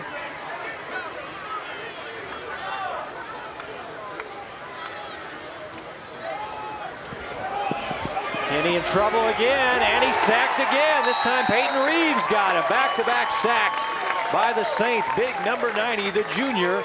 Also a wrestler, the nose guard, got him. Well, great job of penetration right there. Can't tell if there's a little confusion or not in the backfield. The snap was a little wide, and that messed up the timing a little bit. And that's tough with the quick passing game. A bad snap's going to throw off the timing.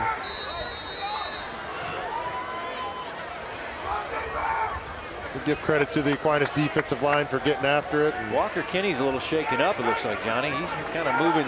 Well, he's gotten hit, you know, two plays in a row. Kind of a blindside hit. Third down and a country mile pass incomplete to Dorian Stevens on 3rd down and 20. So the punting unit going to come out on 4th down and long here.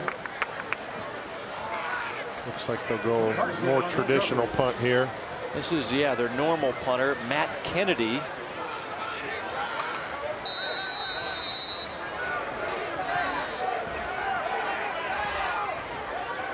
Aquinas returner needs to scoot back. That is Elias Carson, who's now moving back.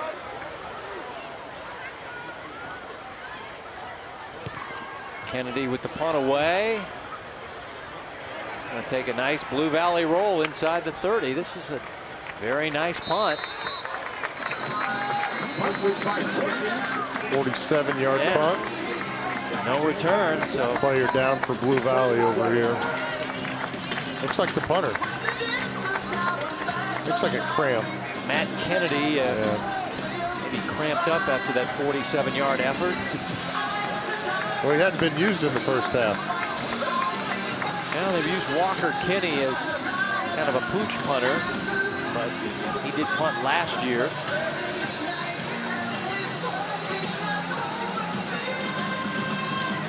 Officially spotted at the 28-yard line. 1st and 10 for the Saints. 3rd quarter action. Saints leading 21-14 here.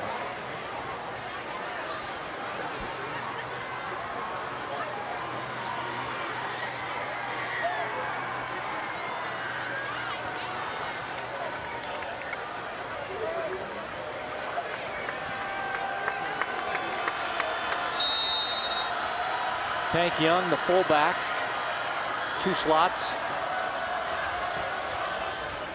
This is Tank Young running off the left side. Gets it across the 30-yard line for a nice run. Olson with the tackle for Blue Valley. Tank Young been the big star tonight with a 73-yard touchdown run and a 25-yard touchdown run. Olson with the tackle there. Olson will sleep well tonight. It's good to have that, you know, week of recovery.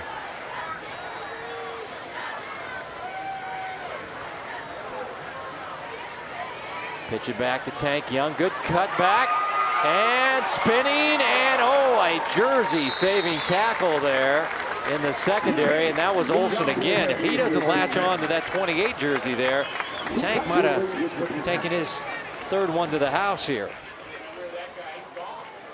Yeah, great cut back there, good vision. Right there, the right glove. Eric Olson hanging on, but it's a 1st down run for Tank, who's closing in on, closing in on that 200-yard night with the 2 touchdown runs.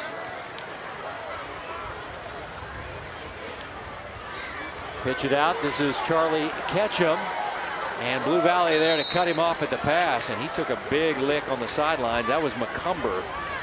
And also Bo Palmer there as well, the linebacker. McCumber was from the secondary. One thing these teams do a really good job of is stretching the field. You know, they're not allowing these guys to get around the edge, do a good job of stringing it out. You know, it's all about angles when you get to the outside there. You just got to make sure you use the sideline as your friend. Don't allow a cutback, but you don't want to go too soon, or else you're going to allow that big play to happen. Only got a yard on that last play. Play action by Raboyne.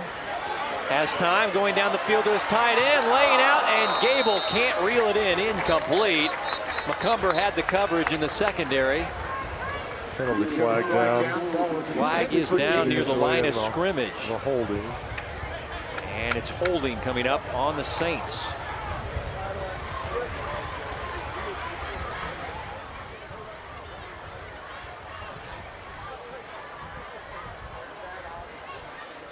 Can't really see the holding penalty there, but we think it was Roberts. kind of throwing his man, it looked like. You could see the referee kind of signaling that he kind of grabbed around. Having kind of chucked him aside there. Which that guy's so big, I'm sure it's tough for him to block some of these guys that are. Gable has a touchdown smaller. reception in this game of 42 yards.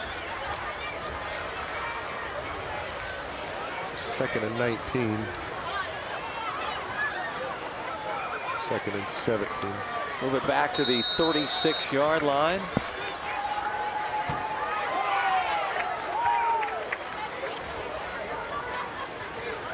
This is Jackson.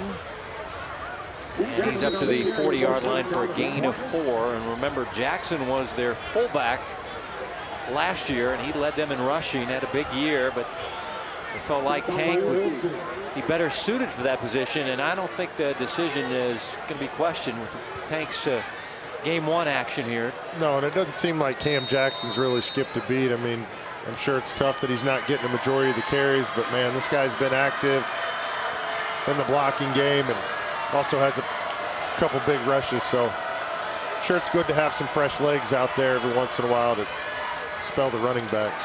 On 3rd down and 13, Raboyne hit as he throws. This ball flutters and going to be intercepted. And it's Barber again. He got the fumble recovery. Now he has an interception. Brendan Barber, the senior defensive back for Blue Valley. And I'm not sure that Raboyne didn't see that hit coming, but sometimes it's just better to throw it away. He's trying to make a big play. Mason Richmond again. Yeah, he's coming in here. No, he was coming in there, but it looked like somebody on the inside.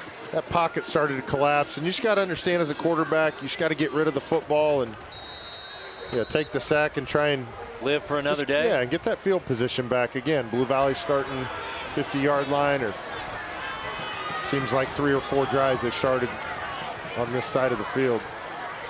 Tigers will give it on a handoff to Eric Olson. Not much doing. Great job by the defensive line to shut that play down. Bentula there making a good play on the backside. There's a lot of speed on the edges here, and unless you're getting vertical really quick, it's going to be tough to stretch these out. No gain on that last run. There's the transfer from Shawnee Mission South, Turla, defensive end. Once again, Matt Roberts, one of their D1 prospects, left the game early with an injury and hasn't returned. You're seeing Riley Hilger play defensive end as Kinney with the pass, and the catch is made for a first down. No, he dropped it. Oh my! We got a guy cramping. Thinking, what the heck happened there? As Green doesn't miss too many. He might have cramped up as he was trying to catch the ball. And watch this one. This is going to be right. Yep. Yep. He cramped up as soon as he caught the ball. And you're in such pain here. It's hard to lock on to the football, and your calves are all tight. Blue Valley's been throwing that post pattern. It was only a matter of time before they were going to try and get out there to the corner. Well, it used to be like every week 1 game in the years past would be Cramp City.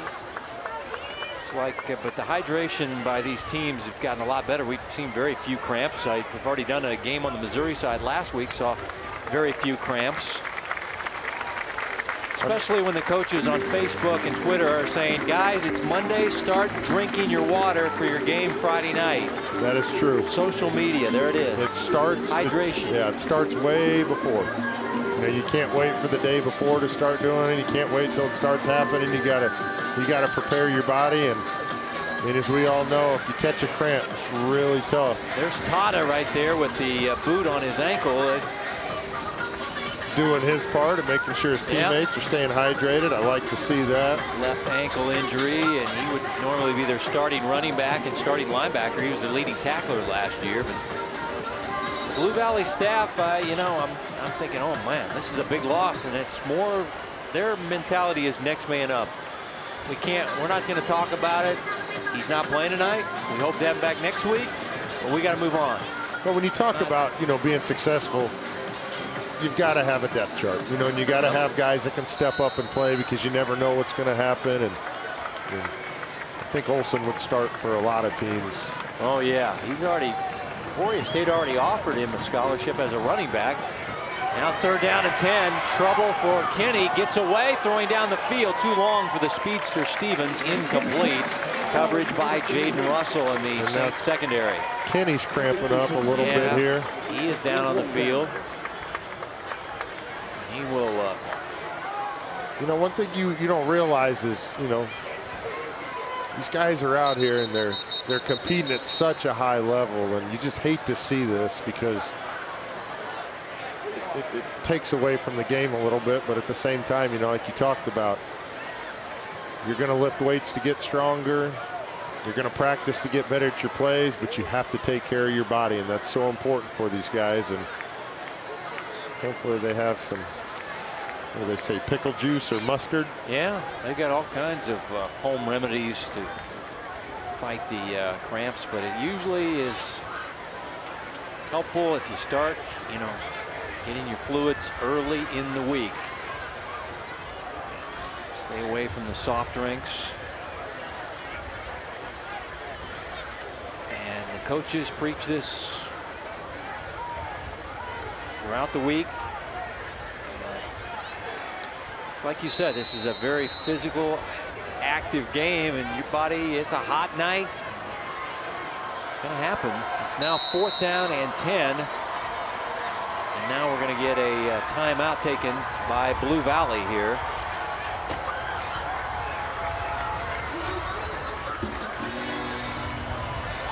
Late stages of the 3rd quarter. Next week, it's a Hy-Vee doubleheader on our Hy-Vee High School Games of the Week. We'll start with soccer at Blue Springs High School. The Northmen of Oak Park taking on the Wildcats of Blue Springs.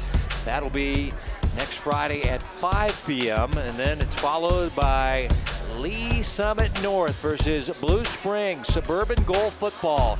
Lee Summit North, the team that's trying to come up to take on the Old Guard of Blue Springs and Kelly Donahoe's team. That's next Friday night at 7 p.m. Jamar Mosey, former running back at Blue Springs, now the coach at Lee Summit North. He's got a very talented team trying to take that next step. Well, that's always fun to go back and coach against the team that you played high school for and try and make a signature win, you know, at a different school. It's probably a bittersweet feeling, I would imagine. Well, I think that should be an interesting game, both those games. Soccer at 5, football at 7 on the Hy-Vee High School Games of the Week. Next Friday night, back in Missouri. Week 1 in Kansas. Good one here in the EKL tonight. As new punter in the game. As this will be Devin Somerville, as we saw a Matt Kennedy, looks like he left with some cramping situation. This one set down the field. It's a short punt.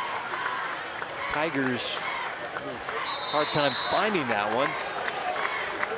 Just a 28-yard punt there, but. And the cramps are starting to set in.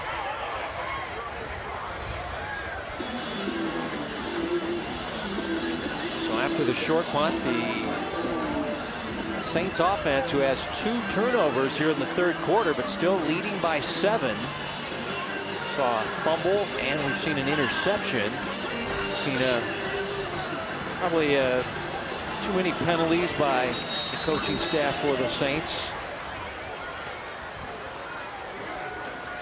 So from the 23-yard line, 1st and 10. Tank Young, the fullback. This will be Tank spinning his way, still on his feet, still fighting hard. And he's across the 30 to the 31. That's a tough 8-yard run by Tyrone Tank Young. Yeah, doing a great job of fighting through that first tackle. Almost a face mask there, but well, look how he keeps his balance upended. there. That's that three-legged dog drill that they work on. Put that hand down, keep those feet moving. Again, both running backs, all the running backs doing a really good job of holding on to the football tonight. Second down, a long 2. Tank Young meet Mason Richmond. And he still gave the defensive end a little ride there, as you see Richmond, number 88, making the high tackle there. It's going to be third down and short. As you see, stayed disciplined, didn't run after the blockers. I mean, that's the biggest thing for these DNs. They can't lose containment. These running backs are too fast.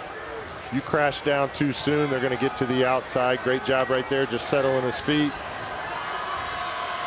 Kind of marking his territory and making a play there. Young junior, 6'5", 240. He looks like a defensive end. I say he's got a lot of upside. As Tank Young, I don't know. Think he got it. He is ripped down. I think the ref on the far side looks like he's going to give him a favorable spot. Cole Ross was there. Richmond was there. I think they've given the first down. But I'm get up. It is a first down. He got back to the line of scrimmage. Let's see if he gets the initial push here. Cole Ross got him first there. Forward progress. Looked like it was at the 33, but favorable spot there. First down, St. Thomas Aquinas.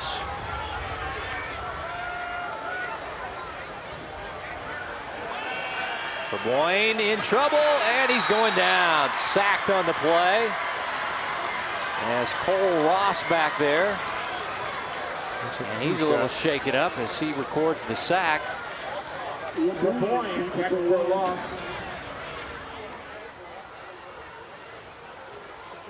Looks like he also Sutton shot Williams through will from the linebacker position there. Or check that. That was Patrick Hernandez. Get a half sack as well, the baseball star. Treek, as they call him. Both teams doing a pretty good job of getting pressure on the quarterback. Looked like in that second quarter that wouldn't happen a lot, but loss of 6. Down second down and 16, and Tank Young staying on his feet, turning on the Jets, and finally wrestled down by Bo Palmer with a touchdown saving tackle inside the 40-yard line.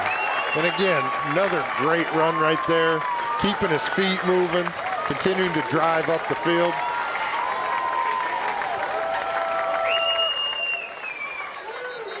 See right there, 1, 2, 36-yard run, and 4. Tank over 200 tonight. Breaks 4 tackles. And again, you see him just get that pad level down, so it's really hard to get a good lick on him. Just kind of bounces off, keeps those knees driving, exactly what you teach your running backs to do. Again, looks like another cramp. You know, it's got to be tough going to sit in 15 minutes for halftime and then come out here, and you know, sometimes those things just come up, and hopefully these guys are able to fight through. You don't want to take these guys out of the game because of that.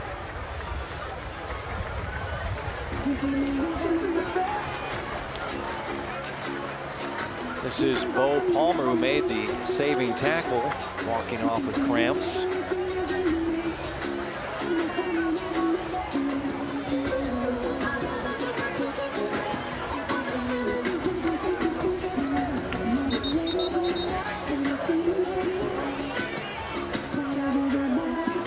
Well, this is where you talk about the next man up mantra. You can't lose a beat here. You just got to have the next guy step in.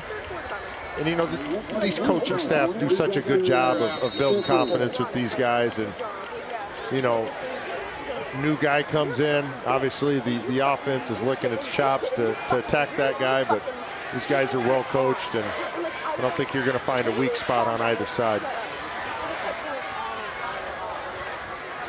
Saw Avion Jones run on the field late for Blue Valley. On first down, this is Cameron Jackson. Gets a block from Williams Bay, turns it up the field, still going strong.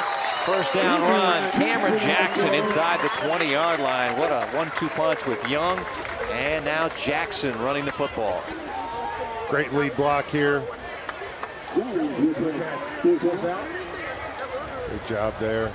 Just getting upfield too. Again, these guys are not going down with the first point of contact. They're fighting forward, getting those extra yards, and obviously it's going to start to wear down the other team, and we said it in the first quarter. You got to go low with these guys. You can't try and tackle them high.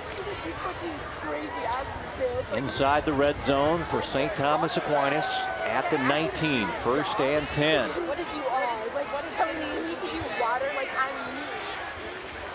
This is McCormick in the backfield. He is the backup fullback, number 20, and he'll lose yardage on the play. But how devastating would a touchdown score right now here late in the 3rd quarter be for St. Thomas Aquinas?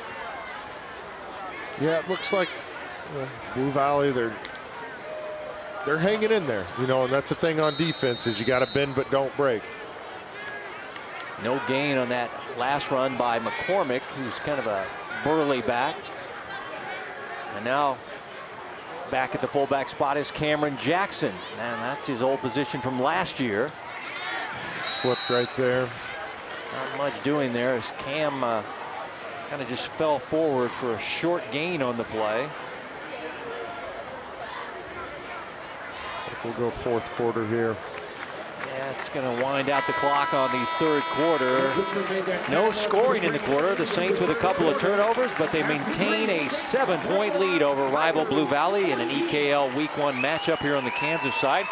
As you're watching the Hy-Vee High School Game of the Week right here on Spectrum Sports.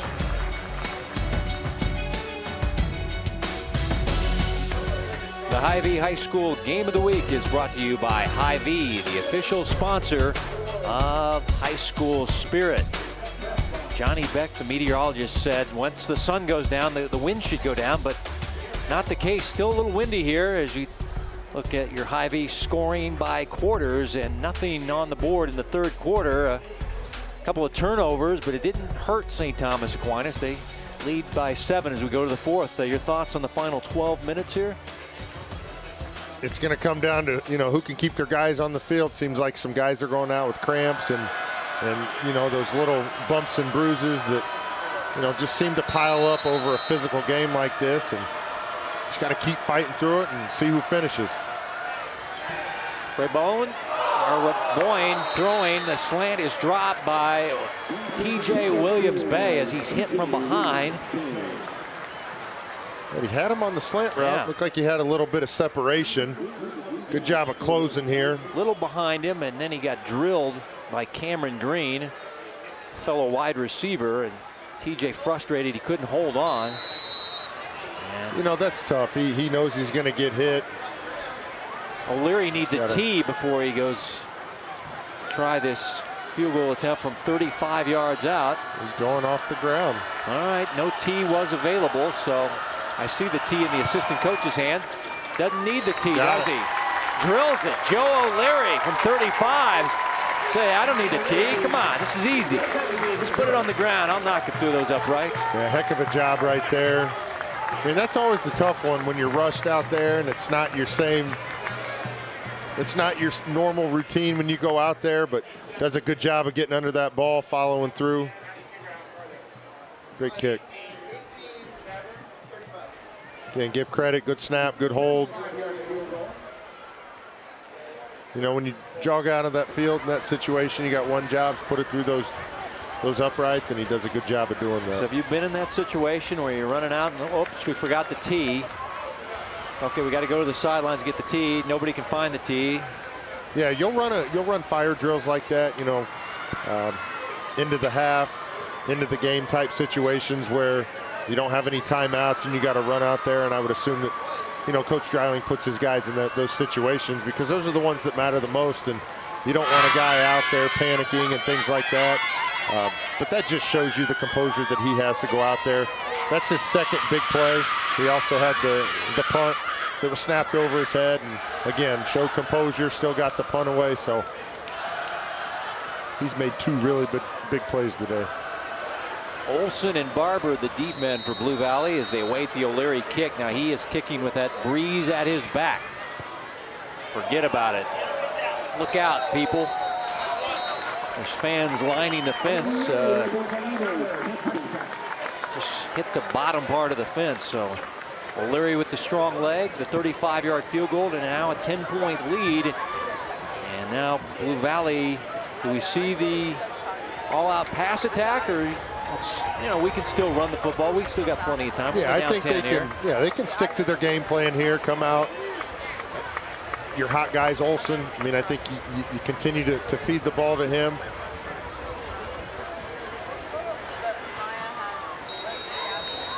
Bo Palmer, who was cramping earlier, will be the pistol running back here.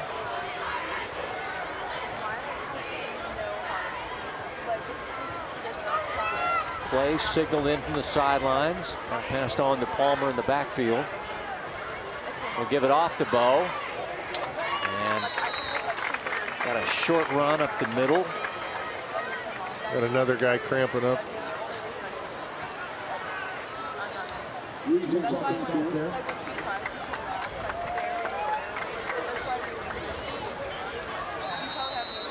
Gain of 3 on the last run. Seen Palmer and Olsen tonight running the football because of Alex Tata out with that ankle injury. Saw him in the air cast on his left leg. Swing it out. And running free and running for the first down is Bo Palmer across the 35 up near the 40-yard line. And his body is tightening up again as he lands on the field, but he has acquired the first down. Well, that's just a quick dump off pass to the outside. Aquinas kind of lost contain there. Does a good job of catching and then just getting upfield. Good block downfield.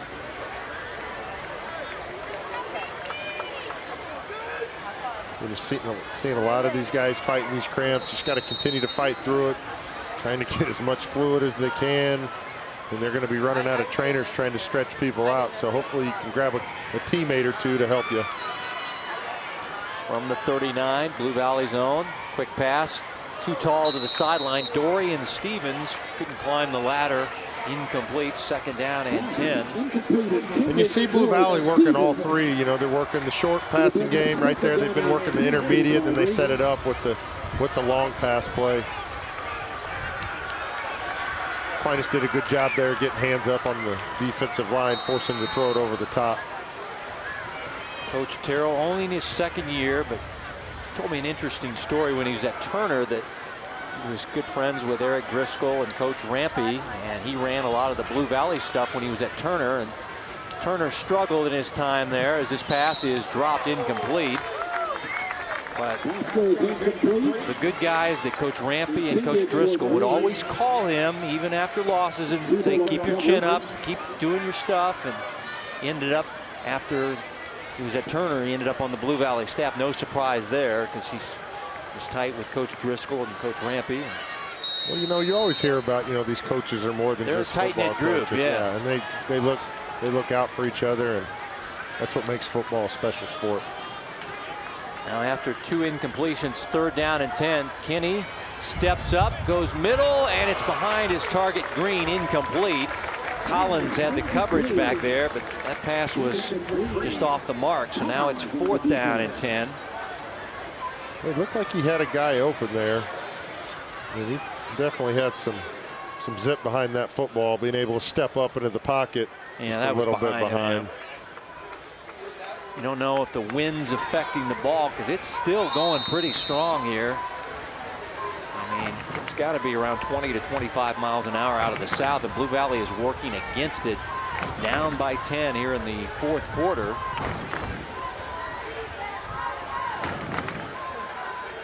Somerville will attempt his second punt. Kennedy punted and then cramped up. We haven't seen him punt again. We've seen Walker Kinney punt. And now we get a timeout for St. Thomas Aquinas here. Time now to name our defensive play of the game, and it's presented by the Ironworkers Local 10. Learn more about their apprenticeship program by going to ironworkers10.com. This comes on a 4th down play for the Blue Valley defense. Well, and Aquinas was going in to score, to go up 2 scores there. And, you know, looks like they had the first down once they made that completion, but again, Olsen does a good job of forcing that ball out. Blue Valley had a penalty on the return, but was able to change possession there. So Barber, who had an interception, got a fumble recovery on this play. Had a nice ball game, but there you see the flag being thrown for the illegal block. Yeah, and you just wonder if that you know, kind of sucked a little momentum, even though they had the turnover. But, you know, bringing back that ball so far, and that takes a big play and obviously yardage off the field.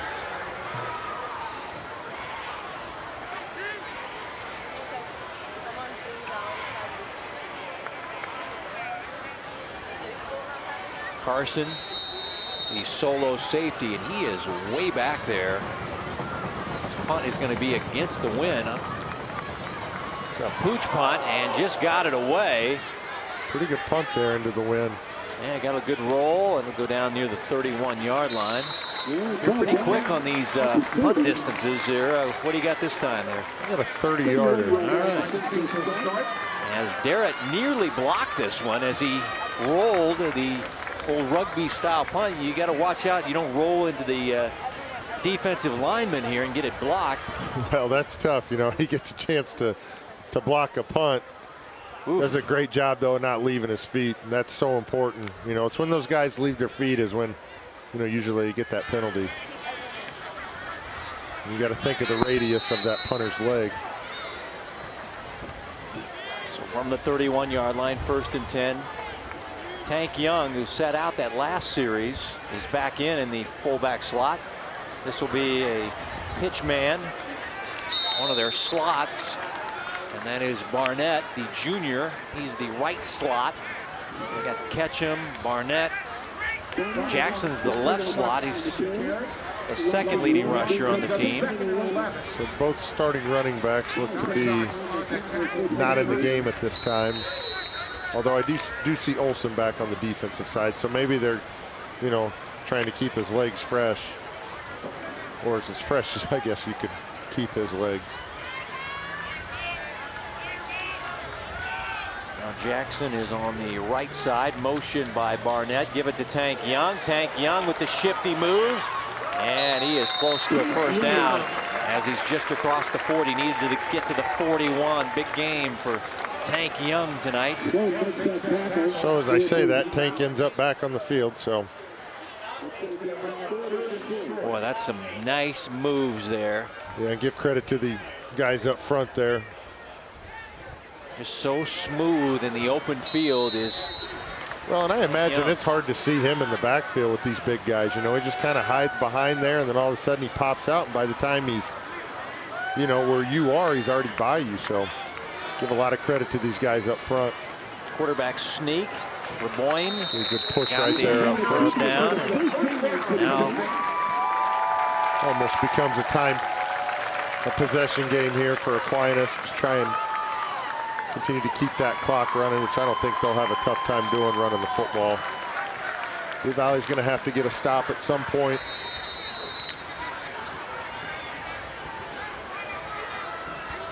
You know, and this is the tough part is Blue Valley's going against the wind in the 4th quarter, so getting good field positions almost going to have to, you're going to have to get a turnover or something. Quarterback keeping it, and he is blown up. Richmond, the ball came out, but the officials are blowing the play dead as Richmond and Smithson making the stop. Smithson still down on the field. Cramped up. There is big number 75, the transfer from Andover Central and Richmond there. Now the ball popped out.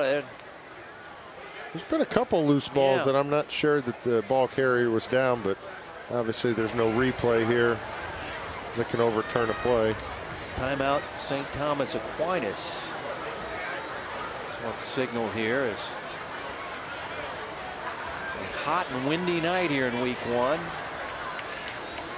Guys getting some water. This team's next action. St. Thomas Aquinas will be at Blue Valley versus Blue Valley Southwest on September 7th, and Blue Valley will take on Blue Valley North. Ooh, that'll be a pretty good game. And now we're being told the soccer will start at 4 p.m. between Oak Park and Blue Spring. We said 5 earlier, but it's a 4 o'clock start. They're at PV Stadium at Blue Springs High School, followed by Suburban Goal Football. Lee Summit North taking on the Blue Springs Wildcats. That'll start around 7 o'clock there at Blue Springs.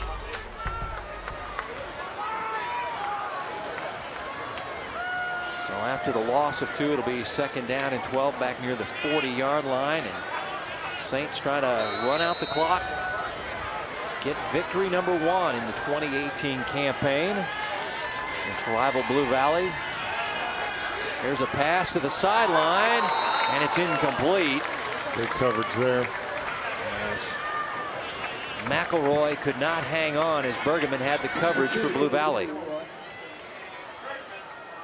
And maybe they're just trying to catch Blue Valley on their heels there a little bit. But great job of the secondary right there by Blue Valley. Again, you're seeing these guys catch the ball, but you're seeing these defensive backs for both teams coming up, you know, making contact, forcing the guy to secure the catch all the way through the possession.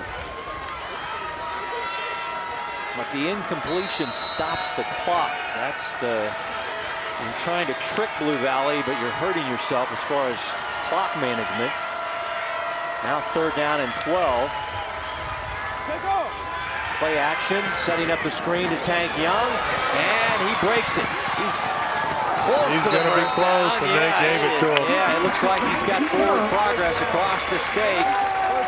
Gain about 12.5 by Tank Young on the screen pass. Yeah, and you see his speed in the open field. Obviously, you're just trying to get the ball out to him. You got those big guys lead blocking. Does a good job here, making a guy miss, and then gets those extra 2 or 3 yards, and that's just that's so important for these guys to fall forward and, you know, give yourself a chance. Pitch it out to Tank Young. In trouble and breaks free. How does this guy do it? He's Still a magician.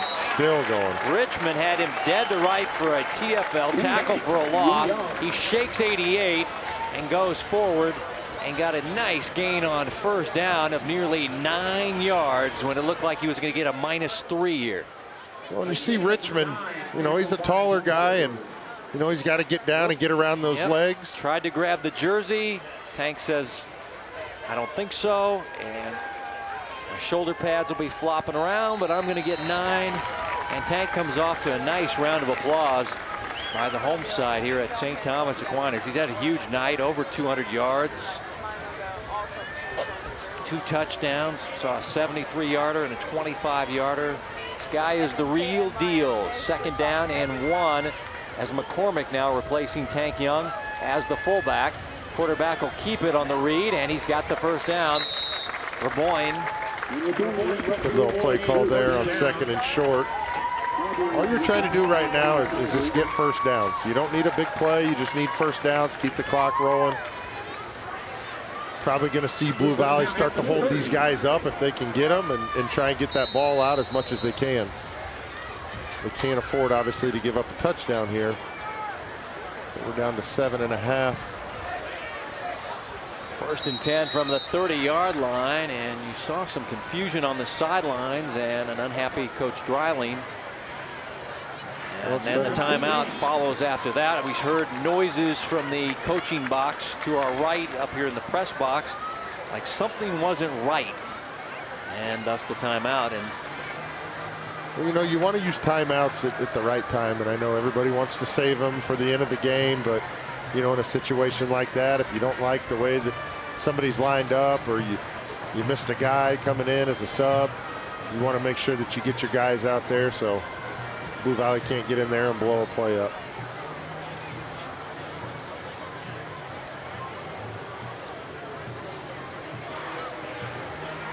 Well, Tank Young has been the star of the night for St. Thomas Aquinas. Big plays from number 28 tonight.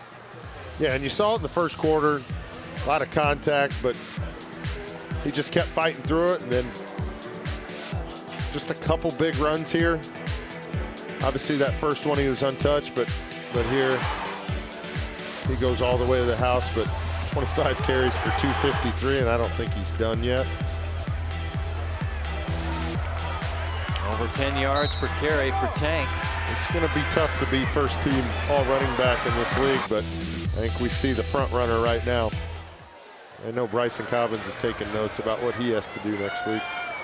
After the timeout, 1st and 10 from the 30. Tank Young still on the sidelines. This will be McCormick, the backup, and he is just a power back, and he just runs right down the right hash for a big chunky yardage. Yeah, he's one of those guys that plays rugby in the spring, and he's a big dude when you see him in person. Oh, his thick legs, and yeah, I mean, he keeps those legs going. But you know, I think rugby's kind of becoming one of those sports that teaches these guys how to be tough. You know, and that's important as a running back, because you can't go down, you know, by having somebody grab your jersey and pull you down.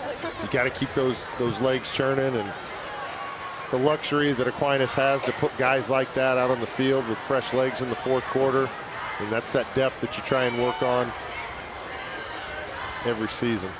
McCormick got 9. This is Cameron Jackson picking his way. He's got a first down, and finally upended by Bo Palmer. Yes, he got it inside the 15-yard line.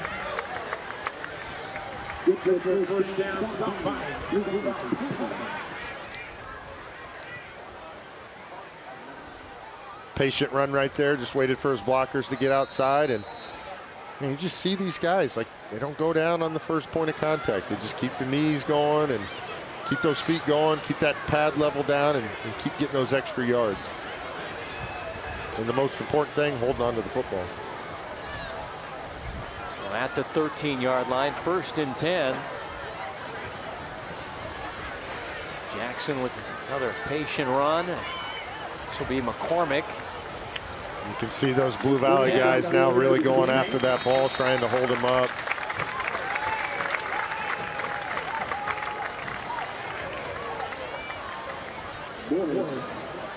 Some problems here as, whoops, a little double grip there by Reboyne, but got it to McCormick, got his job done, got the positive gain, kept the clock running. Yeah, you're not going to rip the ball out of Charlie's hands very easily. No, he is, yeah, he is that classic rugby body fullback type guy. I with some of the gym practice the other day, and he was getting some touches. And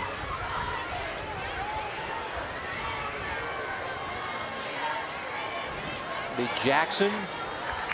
Jackson still on his feet, still fighting. Boy, this guy is in no hurry, just following his blocks. And it's going to be 1st and goal for the Saints here as Jackson. Yeah, when you have 4 or 5 guys that run the ball like this, I mean, it's tough as a defense in the 4th quarter. And these guys just wear you down and wear you down. But again, Blue Valley bend or break mentality. See if they can't get a stand here. That was a 6-yard gain down to the 3 as Jackson now is your fullback. And Reboyne looking at the play clock, winding it down. There's Richmond again in the backfield. Yep. He's a big old boy. 2nd down and goal, and Richmond having a nice night. The junior defensive end for Blue Valley.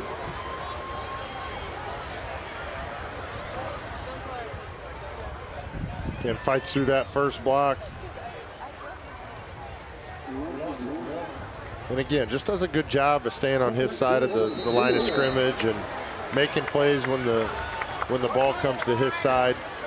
So many times you see those defensive linemen that just try and crash down and make every play. 6'5", 240 junior. They list him as a future star in their program. Saw some time last year. 2nd down and goal for the Saints. Quick hitter. Nope, they throw to the end zone, and O'Leary in the back of the end zone. They had us all fooled there. Yeah. I didn't know who had the ball. Just a little pop pass to Joe O'Leary, the kicker / slot man. Yeah, he's had a heck of a game today. And it'll go for a 4-yard TD pass, and that should do it for St. Thomas Aquinas tonight, the #1 team in our Super 25. They do have a T for him this time. Yeah, great job by Tate Reboyne right there of selling that. I don't think anybody thought that he was going to pull that and throw the ball, but give credit to Coach Dreiling for calling that play right there, knowing that Blue Valley was probably sending all their guys to the backfield. Pounded up the middle, and then pull it out. Quick throw it to O'Leary, and Joe, oh, shank. Golf vernacular, sorry, but that one went to the left very quickly, and it is no good. So only 3 out of 4 tonight, and a 35-yard field goal without the tee. So still pretty positive night for Joe O'Leary. But how about this touchdown catch by Joe? Yeah, again, great job by the quarterback of selling that. And you know, that's tough because you got to understand where the back of the end zone is, and you can't float too far back there. Boyne stayed in the pocket there, took that hit, knew he was going to take that hit, but still puts the ball where he needs to. And again, it's like you just said, you know, you run, and at some point, you know, as a Blue Valley defenders, you've got to start trying to get in the backfield. Yeah, that's tough. 14 plays there, 70 yards, 7 minutes. I'd like to see the second half time of possession, as I'm sure it's favored Aquinas by at least 66, 70%. And they've had 2 turnovers too. And probably, but I think that's what the design of this offense is. Just, you know, wear you out over time and physically wear on you. Yeah, and that's you know, when you talk to anybody on the defensive side for Aquinas, they'll tell you it's the hardest thing to go against these guys in practice every day, because that's what they're trying to do. They're trying to wear you out. Kick away, and this one again. Another long shot by O'Leary using that strong south wind. 3:48 to go in regulation. Still only 2 possessions down, 2 touchdowns and 2 two-point conversions. Again, you factor that wind into this.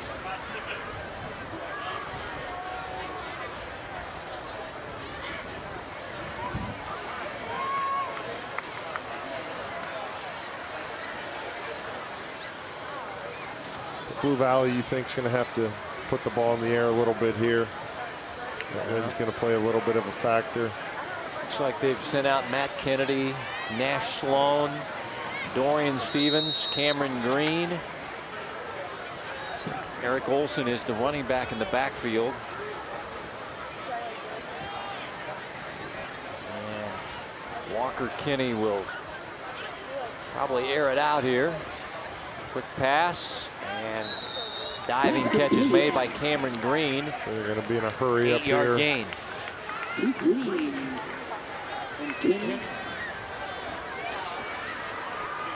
Second down and 2. Green has a touchdown reception earlier in the ball game for 10 yards on a slant.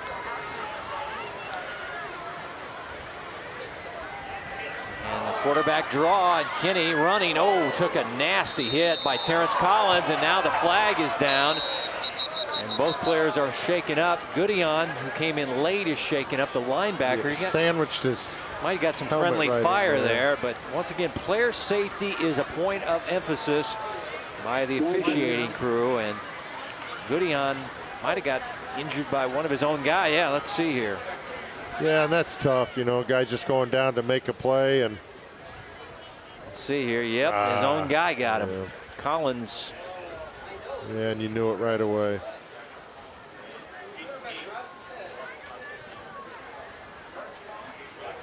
Yeah, the defensive guy there can't lead with his helmet. I mean, that's going to be the toughest thing for these guys. You know, you've always been taught to, you know, kind of drop your pad level a little bit, but you just really got to focus on trying to keep that face mask as your contact point and not the crown of the helmet. Player is down is Zach Goodion, the linebacker for St. Thomas Aquinas. Yeah, I mean, these guys are first class. Fans give him a nice round of applause here. As he is. Hopefully we can see a thumbs up or something. Did not see any reaction.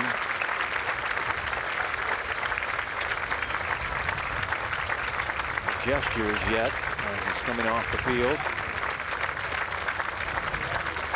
Mom right there with him.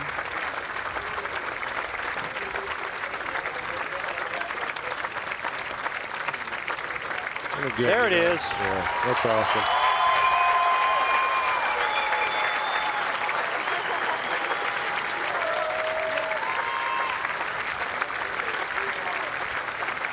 You know, it shows you all the behind-the-scenes people that, you know, do such a good job at these sporting events. And, you know, you never know when one of these things are going to happen. But, you know, you plan accordingly, and you have the guys here. And guys are going to re-warm up now.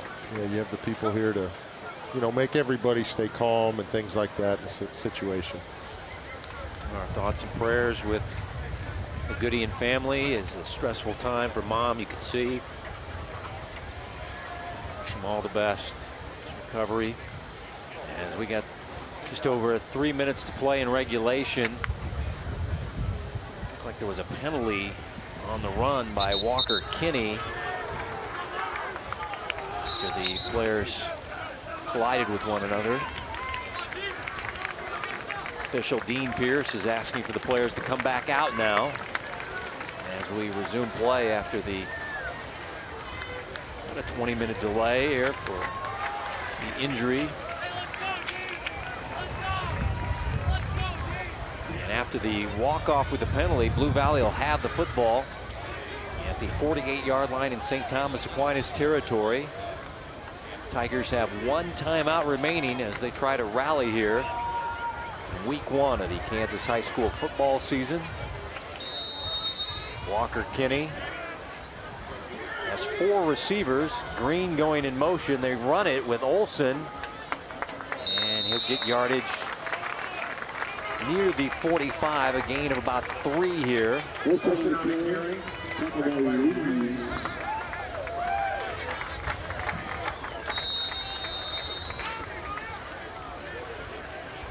Kinney flushed, throwing, and the pass is caught on the sidelines by the youngster Stevens. What a tough catch. You're right, Johnny. That is some sticky fingers there on the sideline. Sticky fingers, and pretty athletic play to stay in bounce there. You only got to get 1 foot in, but the momentum of that ball taking you to the sideline. Pretty good coverage there, too. Not much yardage gain, but still 3rd down and 3. But they love Stevens' upside. Speed, his good hands. Now, the quarterback trying to get out of the pocket, will not, as he is wrestled down for the sack. Javier. Yeah, Javier was there, also involved in the sack. There's a good job Michael there. McNamara, number 57, to look like. Not giving up on the play. Kind of works his way back underneath there. Yep, it was Javier Derritt making the sack, and then McNamara came in late. 4th down and 6, and the quarterback is going down, and that should be your ball game. Like Peyton Reeves was there, and also Meisenheimer as Walker Kinney scrapes himself off the turf, and back-to-back sacks, ball over on downs to the Saints. As tough snap there. Snap messed up the timing. Meisenheimer jumped on his back. Reeves was right there. And Saints are going to win game 1 here.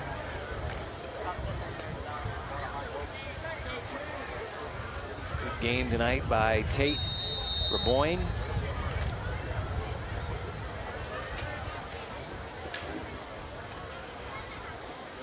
McCormick is your feature back, or their fullback is what they call him in this offensive set. He's the grinder. Not much doing on this play. Sutton Williams and Cole Ross combined for the stop. Olson's around the football again. Now, Blue Valley has a tough schedule to start the year. Next week they got the defending 6A state champs in Blue Valley North. That'll be on the 7th of September. Is now Ross holding his collarbone area there. Well, and that's going to be a completely different offense that they're going to see next week in North, as Graham Mertz threw the ball 46 times last night. Had some interceptions, and they lost to Bishop Miege. So.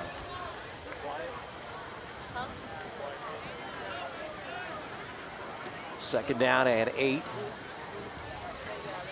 Pitch it out to McCormick. Charlie. Looks like a missile there. Yeah, they get those pitch plays, but they're not to the outside. Yeah, they're almost like an off-tackle run where they're just finding that running lane and then just getting upfield. It's a 1st down run for Charlie. Just gets his head down and low and just powers through, and he has a first down. Clock running with just over a minute to play in regulation. Saints #1 team in our Super 25. They take on Blue Valley Southwest next Friday, and now Tate will just take a knee here. And yes, thank you. it's going to be the boys are back was the big sign for the St. Thomas Aquinas cheerleaders. Kind of a Hawaiian theme to it. And the boys are back. Tank Young is the real deal. Kept raving about this guy last year as a freshman. And I said, well, he's done pretty good, but look at this Cameron Jackson. He's running all over the field. I mean, you got, but. Well, the hardest thing, you know, playing as a freshman is, you know, you just don't have the size that you're going to have as you get older. But looks like he's gotten in the weight room and did his job, and well, he's really focused on getting bigger. Week 1 wasn't perfect for St. Thomas Aquinas. A couple of turnovers in the second half, some penalties, but they get the job done at home. They're 1-0. Blue Valley drops to 0-1. Your final thoughts? Yeah, I thought it was a well-fought game on both sides. I mean, I think Aquinas is, you know, exactly what they were as advertised. They're going to be a smash mouth team. They're going to try and win up front, and if they can establish, you know, a running game, then it's going to be tough to stop them. Blue Valley, on the other hand, I think they can take a lot of positives from this, and obviously they've got a tough matchup next week, but I don't think anybody on their sideline is going to feel sorry for themselves. They'll be ready to go for practice on Monday, and you know, ready to challenge Blue Valley North on Friday. Special thanks again to the school's AD, Sarah Burgess from St. Thomas Aquinas, and supplying the pizza for our broadcast crew, Matt Orton of Blue Valley. Thanks to the coaches, Coach Terrell of Blue Valley and Coach Dryleen of St. Thomas Aquinas. Our producer's been Joe Novacek. For Johnny Beck and our entire Spectrum Sports broadcasting crew, this is Kevin White saying so long from St. Thomas Aquinas High School. Our final, once again, 30-14. The Saints are #1 team, 1-0 on the year. Have a safe and happy Labor Day weekend as we say goodnight from Overland Park.